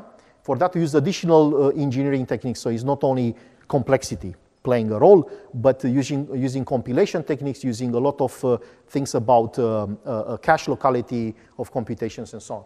But nevertheless, what I'm saying is that, you know, there is a lot of interesting potential happening here, and this is just you know, a comparison with database landscape. Tomorrow I will show you comparisons with TensorFlow, for instance, for learning a model, and there you'll see, you know, performance gaps of thousands. Okay, so in case we want polynomial regression models, we have something like 37 million aggregates. And we can compute them in about 1,800 seconds with that system we had last year. Okay? And that's, I think, impressive. If you think about the throughput, how many aggregates per second you compute, this is fantastic. So I think, you know, there is great potential for such ideas to be applied in other contexts, such as the context I mentioned before, right? In the various other areas and for other problems. Good. So that's about it. I think I would like to stop here and perhaps start you know, a few minutes before, right? So we have our break, the normal break, and then because I still have about 4 minutes, I want to start 4 minutes earlier. And after that, at that point, I would like to talk about counting triangles under data updates in worst case optimal time, right? So this is actually pretty fantastic because you start with something very large, you reduce it to something very small, in particular a scalar of constant size, and yet we are able to do it optimally. Yeah, so should be interesting. Okay, see you in a bit. Let's continue.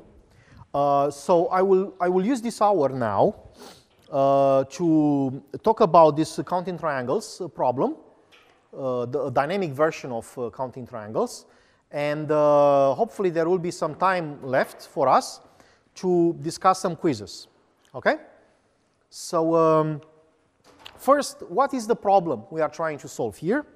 We want to maintain the triangle count under single tuple updates. What do I mean by single tuple updates? I mean the ability to insert or delete one tuple from any of the input relations. In our case, these are functions Rs and T in our FAQ formulation. Yeah? So I would like to be able to say, oh, insert these 5 tuples, I mean, which means a tuple with a multiplicity 5, let's say, or take away a tuple with multiplicity 2. Yeah? And I would like to be able to recalculate the count efficiently. And how can I do that? One naive way is obviously every time I change the data, I rerun my algorithm, you know, FAQ algorithm to do the counting over the triangle, and that will take n to 1.5, right? N to 3 over 2. But the surprise here is that we can do better than this. Yeah? Even better than linear time. And that is the kind of interesting result. So this is the query we have here, right? So we have 3 functions Rs and T. We take the product of them. We go over all the possible values in the domain for A, B, and C, and then we do the sum. Yeah, that is, you know, essentially it means that for every satisfying assignment A, B, C, right, for these functions, we take the product of the functions and then we sum over this. Yeah? And you can think as the initial case where the functions would map tuples to multiplicity 1. So then it's really the count. Yeah? Okay. So I will give you an example for updates to the of the triangle count. So I will take 3 relations Rs and T. R is over AB, S is over BC, and T is over CA. And imagine that I have these tuples, A1, B1, A2, B1, and these are their multiplicities. That is, this is the value of the function for that particular input tuple. Yeah? Good. So if I actually want to compute the result, the count, what do? I take the product of these functions, and for instance, for the combination of the tuples in blue, you can see there, you can get 4, essentially, right? Because it's 2 times 2 times 1 is 4. So that will be the, let's say, value of the function. It should be A1, B1, C1. You're right. Thank you. And then we can do the rest, yeah, with the other tuples, other combinations. And at the end, what we do, we are interested only in the count. We are not interested in, for every tuple in the result, give me a value. But we sum over all these values, right? And it's 4 plus 6 plus 9. This is 19. So the empty tuple will be mapped to 19. And that's the value we want to get. And now imagine, bang, I come with an update. And this update, let's say, is A2B1. And it says that I want to take away 2 from the value of A2B1. Now, this can be easily done in the, by assuming, for instance, we are not over semi-rings, as we'll see, but over rings. And this is the ring of integers. Yeah? So we can also represent values like, negative values, like -2. And we also have the possibility of using an additive inverse, right? So we can sum up numbers like -2 plus 2 to get a 0. Yeah? There will no new variables. For example, there will not be A2, B2 kind of. It could be, and that would be an insert. Okay. So here is like, it's as if we have a delete, if you like, right? A delete is like I delete this tuple twice, yeah, A2B1. But it could be A2B2 with the value 1, which would effectively mean I would add it to relation R, and then I will try to join it with R and S, and might produce something in the result, and then it will contribute also to the count, overall count. Okay? So the effect is that, I identify there is a tuple, in fact, A2B1 there. So I will change its local count, and then that triggers a change to some tuple in the result, which will be this 9 here, which will go down to 3, and then the final one will be 13. Yeah? Okay. So for data updates, as I mentioned, we need the additive inverse. For reason, well, I just mentioned the reasons. So we like to do inserts. So we like to add tuples with positive multiplicities, but we also like deletes, which are tuples with negative multiplicity. And semi-rings will not be enough if we only, but if we want both inserts and deletes. But if we only want inserts, so additions, then semi-rings are enough. Deletes, I just learned very recently, Shimon is actually working on something where he can also allow deletes, but a sort of a bounded form of deletes, not arbitrary deletes, right? In particular, if you know that, well, I guess he can explain better than me, right?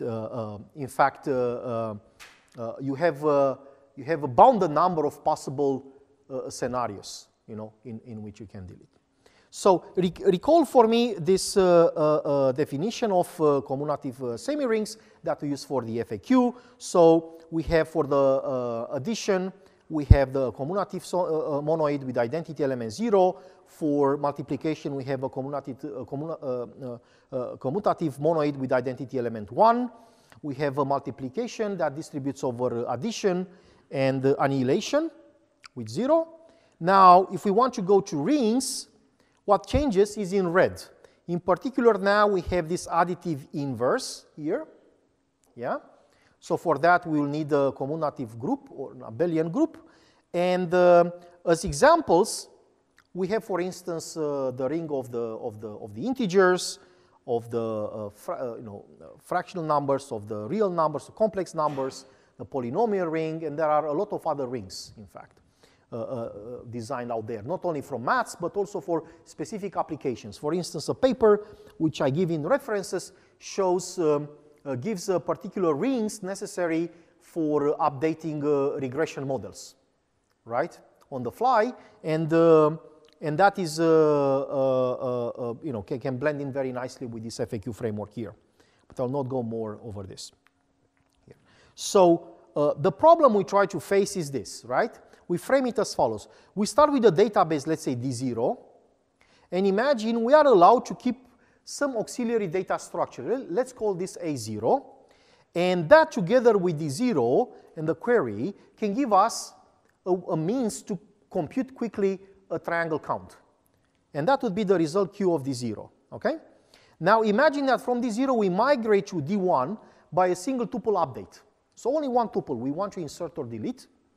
And that, in change, might want to maintain the structure from A0 to go to A1.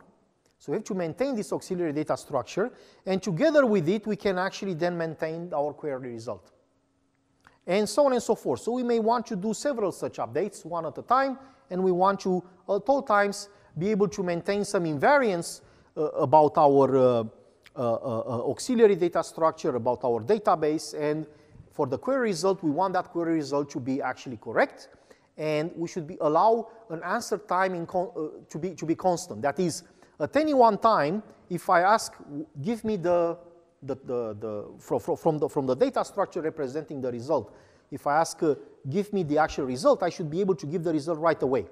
So it shouldn't take me more time to compute. So I'm not allowed to cheat by actually saying, actually, you know, I'm telling you I can do it very fast, but every time you ask for the answer, this is when I start doing computation. No, you have to be able to give the answer right away. Yeah? Good. So in particular, we like to investigate this. What would be the time, the update time, right? The time it takes to update the new database, the new auxiliary data structure and the result. And what is the space for that? Perhaps, you know, the auxiliary data structure will need at some point more space or less space. And I'd like to see this as a function of my changes. Yeah? There is another component to this, not only answer time, not only update time and space. There is a component related to pre-processing time.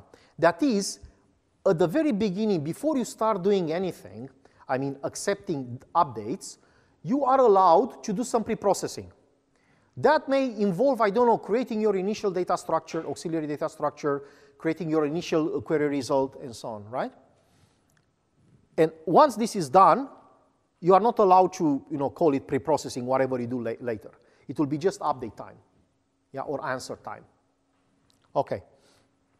So there is a lot of work done on triangles. It's not only the fact that I talked in the context of joints about triangles, but people very recently looked at things like parallel query evaluation, which is also a very interesting topic. And I think Dan Suciu came a while back and talked about that. And most likely he talked also about how to do to solve the triangle problem in a parallel fashion. But there are results about randomized approximation, about in data streams, I mean, you know, under updates or in a static setting, as we discussed yesterday. In the context of queries under updates, there is in fact some theoretical development and some lower bounds. And I will actually mention some of them. So the simplest approach, which is the one which we can easily call naive without offending anyone, is every time you get an update, right? You get this delta R. By delta, I really meant the update. You basically, you know, add it to relation R. You create a larger relation, which you call it new R, and then you take the product and the count. And that would give you a maintenance time, which is, you know, the size of the database to 3/2, simply because you just compute triangles. And the space will be D, right? O of D. That is, you know, you need space to at least represent the input data, yeah? What if we actually now go a bit smarter? And this is what is actually the state of the art in maintenance in databases. This is called classical incremental view maintenance, or what I used to call, what I would call actually first order maintenance, and you'll see why perhaps in a second. And this is in fact a survey of work, so it's not actually from 2012. It is dated back to the 80s or so. The idea here is to compute the difference. That is, when you are given this, and this is the change, what you do is you break it down into two queries. A query which is the original one, and the new query which you have to compute. And then you can push the summation past this delta so that you only have to sum up over C's. Yeah? So this is obviously cheaper because you don't have any more a triangle here. So you have the original triangle, but for that is considered use pre-processing time to already compute the result. And now you add to that result only your delta. Yeah? This is delta processing. Now, how much time would it take to do that? Well, if you look at this expression closely, you realize that you have to intersect S and T on C. And there may be linearly many C values, so it will take linear time. Yeah? Okay? So it will take linear time to do this, which is better than, n to 3 over 2. So there is, in fact, some gain. At the same time, you don't need more space. So the space remains still linear. Okay? So this is actually a very, very good result because it simply lowers the complexity of doing maintenance. And there is another approach, which is called the factorized incremental view maintenance, which actually stems out of so-called higher order maintenance. And the idea is that you compute the difference, but you can also use pre-materialized views. So you are allowed to cheat a little bit and to say, let me do some work in advance, and I can take advantage of it. And what do I mean here is that I realize that if I do inserts to R, perhaps it's better to just pre-materialize the join of S and T. And if I have it, every time I come up with a new tuple in R, I can look up into this view and see, oh, is it to be joined with S and T? If yes, then that's it. I go ahead with it. Otherwise, I just stop there, right? So you invest a bit of time and space in advance with the promise that later it will be easier for you. And indeed, if you do this, then if you use the delta processing, this is the old query. The new query will just essentially do this lookup in the pre-computed view. And the advantage is that then suddenly it becomes constant time update. Well, or logarithmic, right? But, modulo logarithm factor, to do the lookup, it will be constant time. The tricky thing, however, is that this is very asymmetric. That is, with this view, you are able to support inserts only to R. What happens if you want to insert to S? Then this will not help you. Yeah? In fact, not only that, but you'll also have to maintain the view, right, for S. Okay? So in general, you might end up with saying, creating 3 views for joining S and T, for joining R and T, and joining R and S, right? But then if you do this, you will essentially default back to linear time, at least, yeah? Computation, update time. So you'll not be able to escape this, yeah? Because then after each update, you have to update the 2 views, yes? After each session, you have to update the other views, right? Here, you mean? Yes, yeah. You have to maintain these auxiliary data structures as well. Yeah? But you also have to pay a price, which is the quadratic space. Because if you take these 2 relations and you join them, you combine essentially B's and A's. You join on C, you throw away C. There may be linearly many B's combined with linearly many A's. So you can get something quadratic there. Yeah? So you pay a price. You are able to do well for asymmetric cases, but not in general. Yeah? We want to be able to do well in general, but this is still a very interesting aspect, approach to investigate. When we published a paper very recently on that, it's a more systemsy paper. So, can we close the complexity gap? So let's look again at the complexity gap. So we know an upper bound, which is, we can do it in linear time. Update will be linear time, and space will be linear. The lower bound, and I hope I will have time to go over the lower bound proof because it's actually quite neat. We have the following, that there is no algorithm that can achieve something lower than square root of the size of the database. Right? So this is actually, for this reduction, we use a problem called online matrix vector multiplication. In fact, it's online vector matrix vector multiplication. It's called, right? OUMV. And we can show that this effectively becomes also a lower bound for our problem. So the question is, can we close this complexity gap? And the answer is yes. And this is a result to appear actually next year. And this is a system called, it's an algorithm called IVM epsilon. And it achieves actually the following maintenance time, in amortized time, O of square root of the size of the database. Yeah? So the question is how? So first of all, before I explain how, let me say a few things. So the actual statement is this, yeah? So given an epsilon, which is a value between 0 and 1, and a database D, this algorithm IVM epsilon can maintain the triangle count with these characteristics. First of all, the amortized update time is O of D to the maximum of epsilon and 1 minus epsilon. The space is O of D to 1 plus minimum of epsilon and 1 minus epsilon. The pre-processing time can be O of D to 3 over 2. If we, it could be any pre-processing time, if you like, but we already know we can compute the original, the initial count in this, with this complexity. And the answer time is constant. That is, at any one time after the update, you can immediately get your answer. And if you look at how this algorithm behaves with respect to epsilon, you get such a plot, okay? So in blue, you have the space, in red, you have the update time. And what does it mean? It means that as we basically go with epsilon from 0 to 1, you can see the trade-off between time and space. As epsilon approaches 0.5, the time decreases, but the space increases. So if you invest more space, you can get better time. Yeah? And interestingly enough, this approach for various versions of epsilon can recover the previous approaches, all of them. But for that, would need, in fact, several things. For the classical IVM with the delta approach, it can recover it by simply taking epsilon to be 0 or 1, and then you get linear update time and linear space.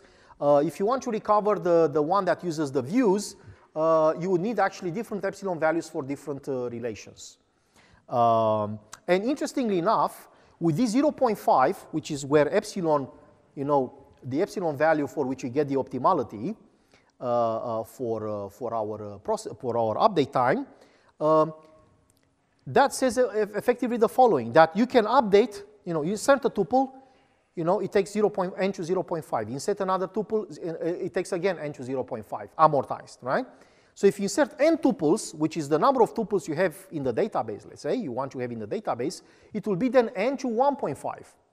In other words, this dynamic algorithm can simulate the worst case optimal result of the static algorithm by just simulating an insert at a time, instead of actually doing it in some other way, other fashion. Yeah? So the question is, how can we achieve this? Yeah? So there are the following simple ideas. We like to compute the difference, like in the classical incremental view maintenance approach. That is, we want to take the delta. Yeah? We want at the same time to use materialized views to, pre-compute a little bit, so we can do lookups, so we can actually shorten some of the computation time. But there is a new ingredient, and this ingredient is essentially a use of adaptive processing that is based on data skew. What does it mean, data skew? It means that we want to treat differently values that appear very many times in the database from values that appear fewer times in the database. In other words, if our database is a graph, nodes that are actually very well connected, we would like perhaps to treat them differently from nodes that are rarely connected, that have fewer neighbors. And that's the whole idea. Yeah? So let me actually go a bit deeper into this. So with this idea of heavy and light, what I really mean is this. Imagine this. Imagine I have a relation R, and I realize that this A value appears, let's say, at most d to epsilon times, where epsilon is a parameter that I set.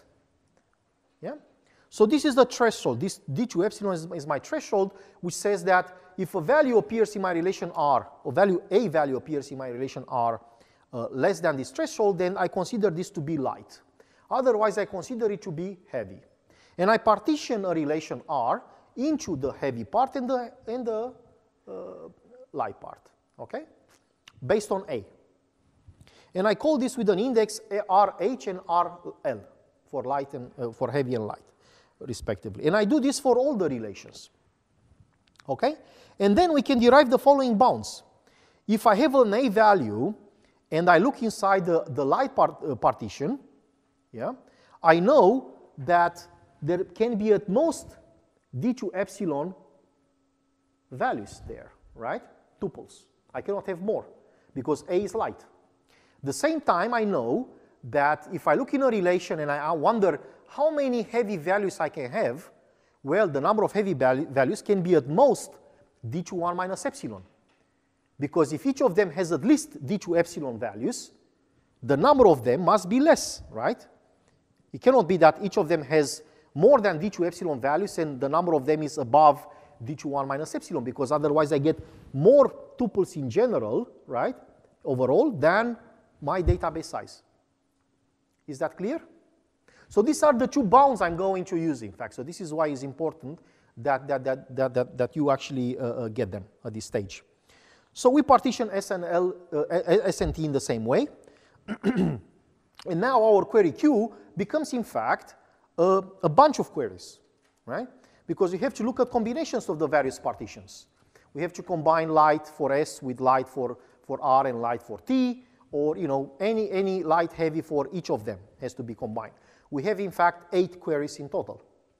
And we take a summation of all these queries. Yeah? Good. So what is my adaptive maintenance strategy? So I will show you now for updates to R, because the other cases S and T are symmetric.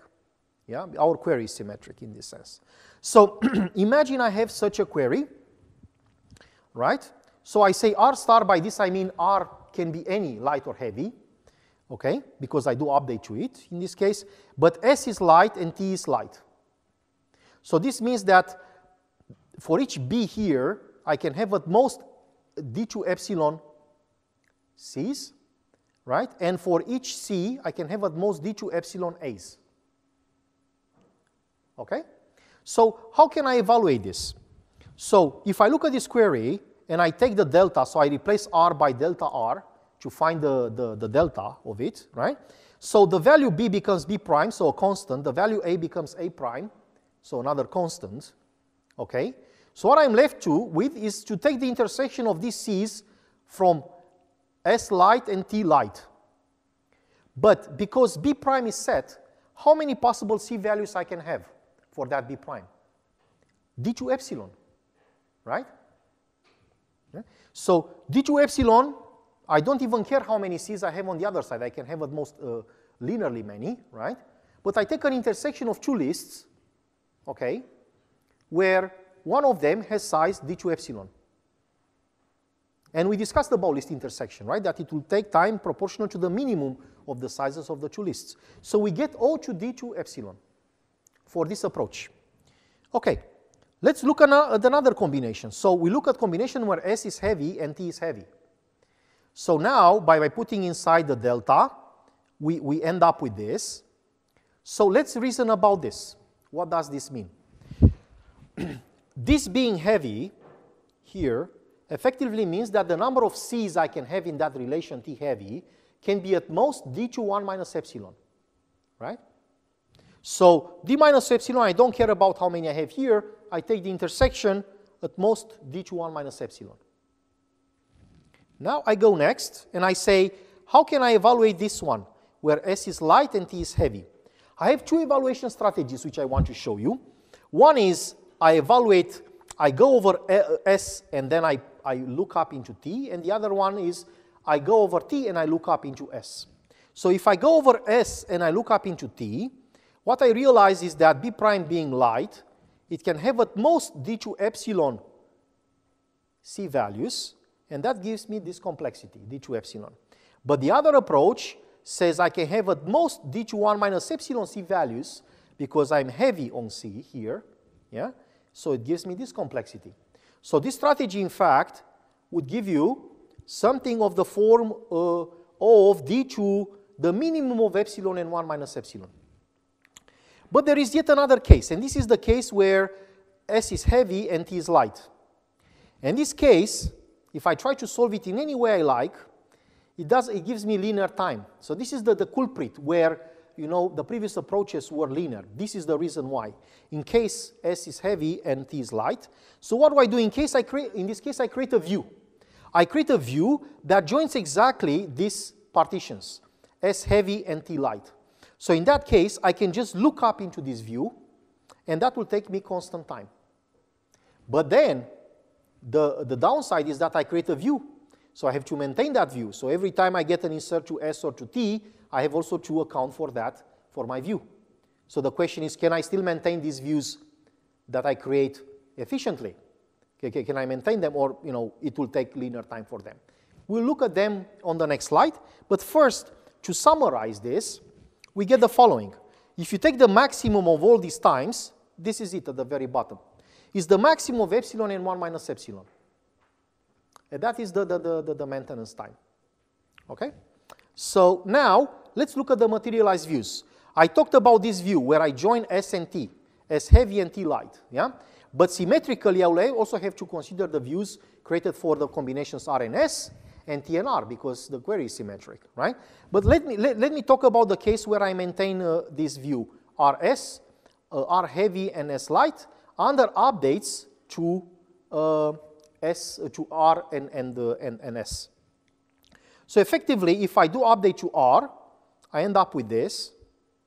And as you can see, S being light and B prime being a constant fixed given in the input, I can have at most D2 epsilon C's. And that's it. This is the complexity. If I do update to S, then I look here and I realize, hey, A is heavy, A is unbounded, so this is something I have to compute over. But this is, in fact, I have how many of them? D to 1 minus epsilon of them. So again, I end up with the same type of complexities. But now there is a thing, which is, what about size of these views? Because I create additional structures, right? So if I want to investigate the size of this, I realize that I can bound this in two distinct ways. One way to bound it is to say, to bound the size of this is as if I actually have the size of RH, and for each of them, I take the maximum of B over B of this structure, SL. So what do I mean by this? I mean that, essentially, if you iterate over R heavy, and for each B value, you look up into S, you'll find at most D2 epsilon C's, because B will be, will be light here in S. So this gives us a complexity of 1 plus epsilon in the exponent, because it's 1 because of R heavy, because this could be as large as R itself, right? Could be linear size. But then I have this extra epsilon because of the S light. Yeah? But I can bound it the other way. I can say, if I iterate over SL, which may be, again, of size linear, and I look up into RH, I know that for a particular, okay, yeah, I know that I cannot have more than D to 1 minus epsilon A's, right? Regardless of the B. Yeah? So I could combine all of them with the B. I come from SL. So this will give me something which is D to 1 plus 1 minus epsilon.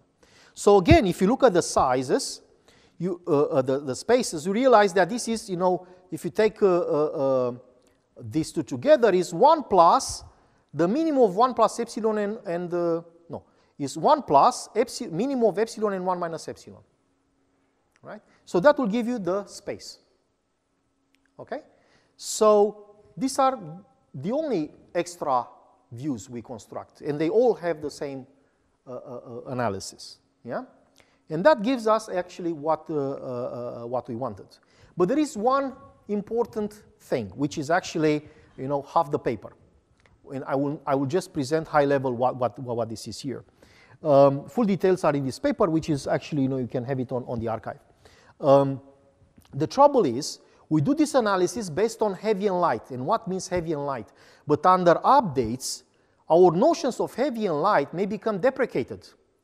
They may change in two distinct ways.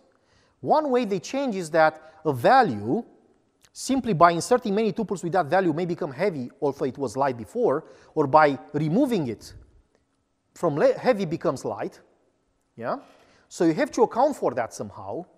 So that is, you have to migrate perhaps some tuples in a relation from being in the heavy partition to being in the light partition, or vice versa. And there is something else. The actual threshold might change, because the size of the database changes under updates. So the size of the database to epsilon will change accordingly. So this means that what you used to consider heavy, perhaps is not anymore heavy. So this is why our result is amortized. What do I mean by this? I mean that every now and then you have to do some rebalancing of the partitions. And this rebalancing, you don't do it too often, right? Because if you do it eagerly, you'll overshoot your complexity. So you have to do it after a certain number of updates, right? And this is basically following rather standard amortized complexity analysis, that it is as if every time you actually do an insert or a delete, you come with some credit that you give to the data structure, so that you can pay with the remaining credit every time you have to do some reshuffling, some rebalancing, right? And this credit is of constant amount every time, some dollars you give every time. Yeah? So there are minor rebalancing and major rebalancing, and both forms will take super linear time, but amortized over the amount of inserts you did in order to reach to that stage, it will still become within the same complexity. Yeah? So this is actually the story. Now, would you like me to go over the lower bound for maintaining the triangle count? So the idea is this, right? I will show the lower bound already for the Boolean triangle detection problem, okay, which is just a case where we say, is there at least a triangle in there or not? Not even for the count. And we show that even for the triangle, for the Boolean version, we attain that particular lower bound. Yeah?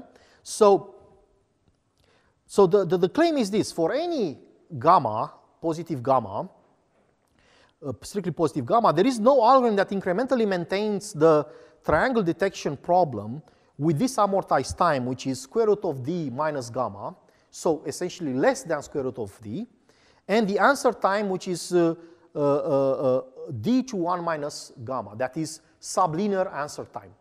Remember, we actually can obtain that already with constant answer time, but we will show this result here. Yeah? Unless, and this is the kind of culprit. So we have a conjecture. Yeah? Unless this conjecture fails, this online vector matrix vector multiplication fails. But this conjecture is actually pretty well established, and it's actually used to show hardness for a lot of other problems, and I will mention some of them. Yeah? This OUMV problem, this online vector matrix vector multiplication, is as follows.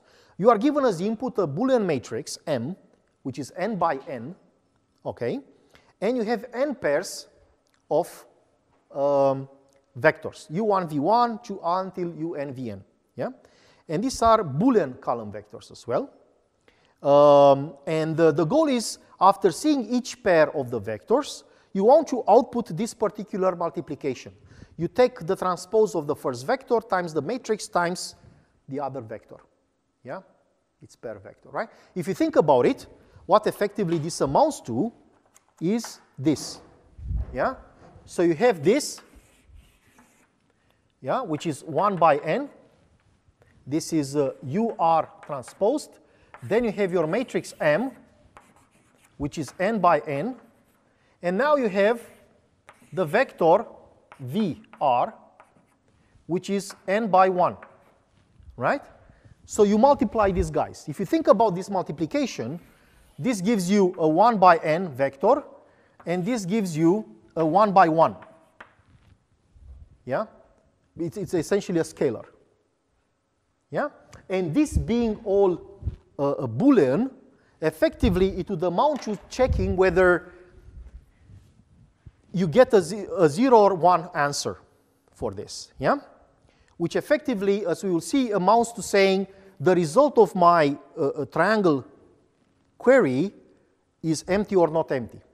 This multiplication is over the Boolean semiring. Yeah. And or yeah. So the conjecture is this. For any gamma greater than 0, there is no algorithm that solves the OUMV problem in time O of n to 3 minus gamma. So you cannot do it in subcubic time. Because you are forced, you see, this problem forces you to see the pair of vectors at once. You see it, you do the operation, you give the output, and then you look at the next one, and so on and so forth. And the proof sketch is as follows. Assume there is an algorithm that can maintain triangle detection with this amortized time and answer time. Yeah? So that is, we can get better than what I showed you before with this IVM epsilon algorithm. The goal now is to design an algorithm B that uses algorithm A as an oracle that solves OUMV in subcubic time. And if this is the case, then we can contradict this OUMV conjecture. So this algorithm B, if, high level, proceeds as follows. It uses relation S in RST, right? S to encode the matrix M, and then in each round R, from 1 to n, it uses relations. Relations R and T to encode these vectors we are given in pairs, UR and VR, right? So that this becomes 1 if and only if the result of our join of RS and T is non-empty. Yeah? So that's the construction. So then we then check whether this result contains a triangle. So we also have to do this extra step. So in more detail, this algorithm is as follows. So first we insert at most n squared tuples into S. Remember, these are the entries in our matrix. What do? We insert into S all pairs ij for which the matrix, if you look at the row I and column j, we have the value 1. Okay. Then in each round, we first delete all the tuples in R and S, R and T, right? Those that contain our vectors. Then we insert at most n tuples into R and T such that for some constant A, which we pick, yeah, we effectively insert index I if the vector at that position is 1. And do the same in T with the other vector, but for the same A. Okay? So what happens now is this, that we have to check whether the join result is empty, but this holds if and only if this matrix multiplication here, vector matrix multiplication here, is in fact 1. Okay? Because we start from A in R, we end in A in T, and in between, is there a path in S that would join us, the index in R with the index in S, in T, right? And S containing exactly the entry in M, ij entry, which pairs this tuple in R with this tuple in S, in T, right? So that's the whole idea. So effectively, checking this holds if and only if this multiplication will be 1, which is if and only if there is a pair ij such that at position I in vector U we have a 1, at position j in vector V we have a 1, and in the matrix at position ij we have a 1. Okay? So now let's do the time analysis. The database size is O of n squared, because we can insert at most n squared tuples. Then the time it takes in 1 is this.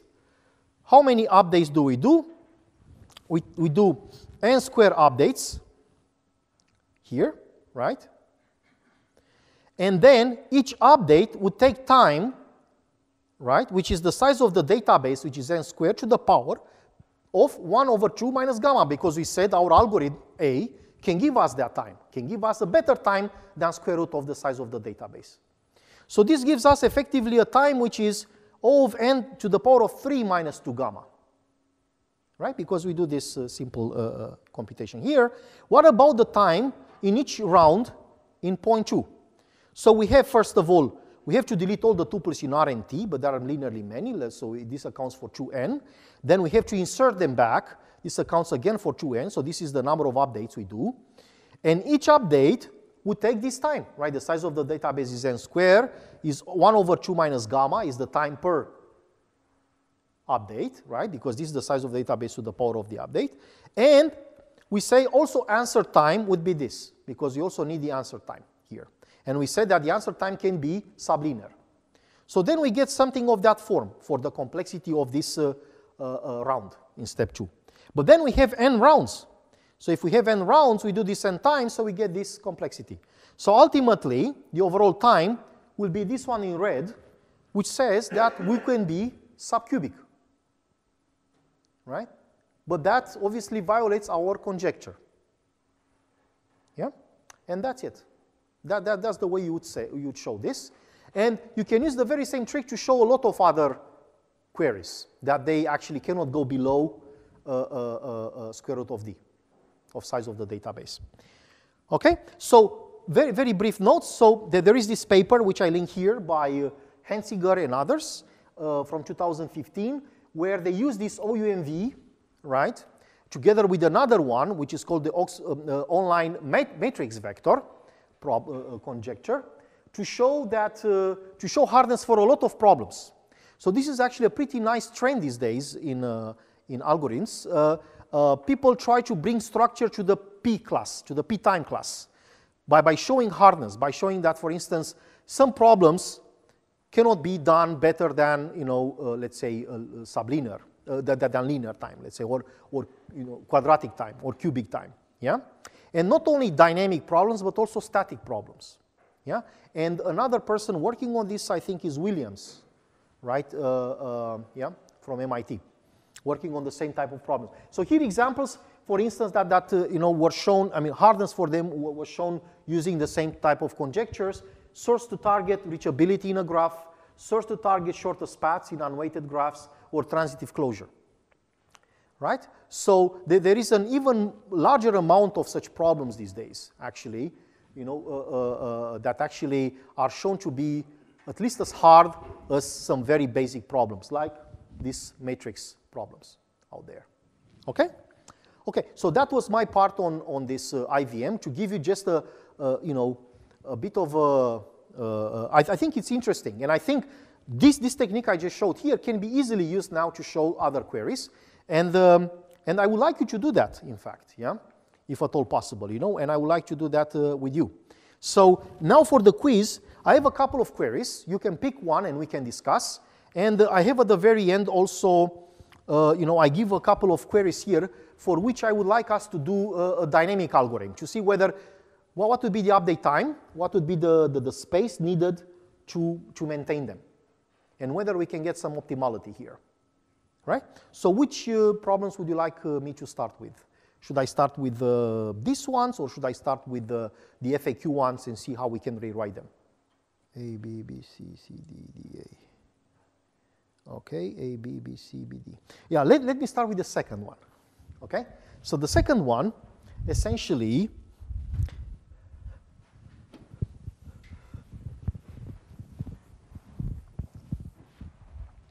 says this.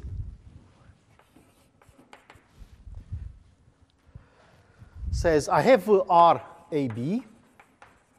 I have S, B, C. And I have T, B, D. Thank you. And I basically do a count. I want to get rid of all variables, okay? So now let us look a bit at this. It's interesting that B appears everywhere. Yeah? So let me do the following. Allow me to create a view. I will call this view of T, which actually outputs B, and this is a sum over TBD, a sum of D. So I want to aggregate D away. Let me do the same for S, B. I sum C over S, B, C. And let me do VR of B, sum over A, R, A, B. Okay? So I do this. So I create these three views. Now, I don't do any sort of partitioning yet, but I just create these views. Yeah? And my question is, how large can these views be? Linear, right? Size. Yeah? What would be the final query? The final query would be essentially a sum over B of VTB, VRB, VSB. Yeah? Okay? Okay. Now, let us consider inserts or updates of any form. So I don't have a chalk of a different color, like on the, I don't have red one. No, it's empty. But let me consider this. I do, let's say, delta R. Yeah? So I do an update to R. No, I was just joking. I didn't expect you to have. Really? So A prime, B prime. Imagine this. I do this. Delta R, A prime, B prime. Okay, can you see this here? Okay. So, I mean, what can happen? So initially, I assume that I pre-compute these views, right? So it is allowed. It will take linear time to pre-compute them. And I can pre-compute the result initially on the original data, on the initial database. And now, under this, I realize that my only views that are affected by this would be this view, and it will be this view, these two views. But if I put in here A prime B, I can easily update this, right? Because I basically fix both A and B, right? What can happen is that to this view, V, I will add, in case B is, B prime is already in the list of the B's, I will just update, its corresponding entry by adding to it whatever value I have for the update, right? And that I can do it by a simple lookup, right? If I do that lookup, I do the addition. Addition may mean also with a negative number, so it could be a deletion as well, not only an insert, right? So I can then get an update to this. And that update, I can call it delta V R of B prime, right? So I can compute this delta V of B prime, and I can then add it to VR. But then this delta V R, I can also plug it into phi 2, or phi 2 is called phi 2, yeah? What does it mean? It means that instead of VR here, I will have a delta VR of B prime. But this B prime means that the variable B everywhere will be fixed to B prime. This means that this will effectively end up with having a lookup into VS and a lookup into VR, VT. So I will just check, is the B prime there as well? Is the B prime there as well? If it is, I take the product of whatever is the value of delta VR here, with the value I get from there and the value I get from there, and that will give me my delta phi 2. Okay? And that I can compute again with constant time, assuming that the lookups take constant time. Otherwise, it's just logarithm, right? But we didn't consider here the logarithmic aspect, yeah? So overall, what I'm saying is that for updates to delta R, for updates to R, like delta R, I can do this maintenance in constant time, yeah? And I don't need any sort of additional tricks like heavy light partitioning, okay? Now, the question is, can we actually potentially generalize these cases? Because it sounds very easy. What about updates to S and T? If you look a bit, you realize that they are symmetric here. So we can easily treat them the same way. Overall, we can conclude that the maintenance time is actually constant. Yeah? The queries that can admit this are called Q-hierarchical queries. These are actually a very nice class of queries which have been investigated in many areas of databases. For instance, these hierarchical queries, or variants thereof, are actually those for which you can compute exact probabilities in linear time in probabilistic databases. These are the queries that allow very nice parallel query evaluation in constant number of rounds, and with, I think, optimal communication, fair load and optimal communication cost. And I think these are also the queries that are used in a streaming model. And these queries are very nice queries. There is a lot of stuff going on about these queries, which are called hierarchical, if you want to look it up. And the idea of these queries is that if you look at them, you realize that there is a variable, they may have a variable appearing in all relations. This is called the root variable. If you take it out, you break the query into components which are disconnected, right? So this is a connected component, and so on and so forth. Now, each connected component on its turn is the same. May have a variable appearing everywhere, right? And you can take it out, and then you break it down again into components, and so on and so forth, until you end up with basic, partitions of relations. I mean, vertical partitions of relations, right? And that's it. And so there is, in other areas of computer science, there is, I would say, a similar result for so-called read-once expressions. If you know of propositional formulas that can be written so that every variable occurs once, then this variable, these formulas, in fact, use operations multiplication and summation, but because each variable occurs once, you can break them down the same way. You can actually break them down with, in disjunctive parts, or if you take away a variable, they become again broken down, and so on and so forth. Right? So that's a very nice class. The other ones are actually harder. So for instance, phi 3, it will take me at least an hour to write on the board, because I did it on paper. But phi 1, perhaps we can do. Phi 1 is actually a path query of length 3. So let's look a bit at this.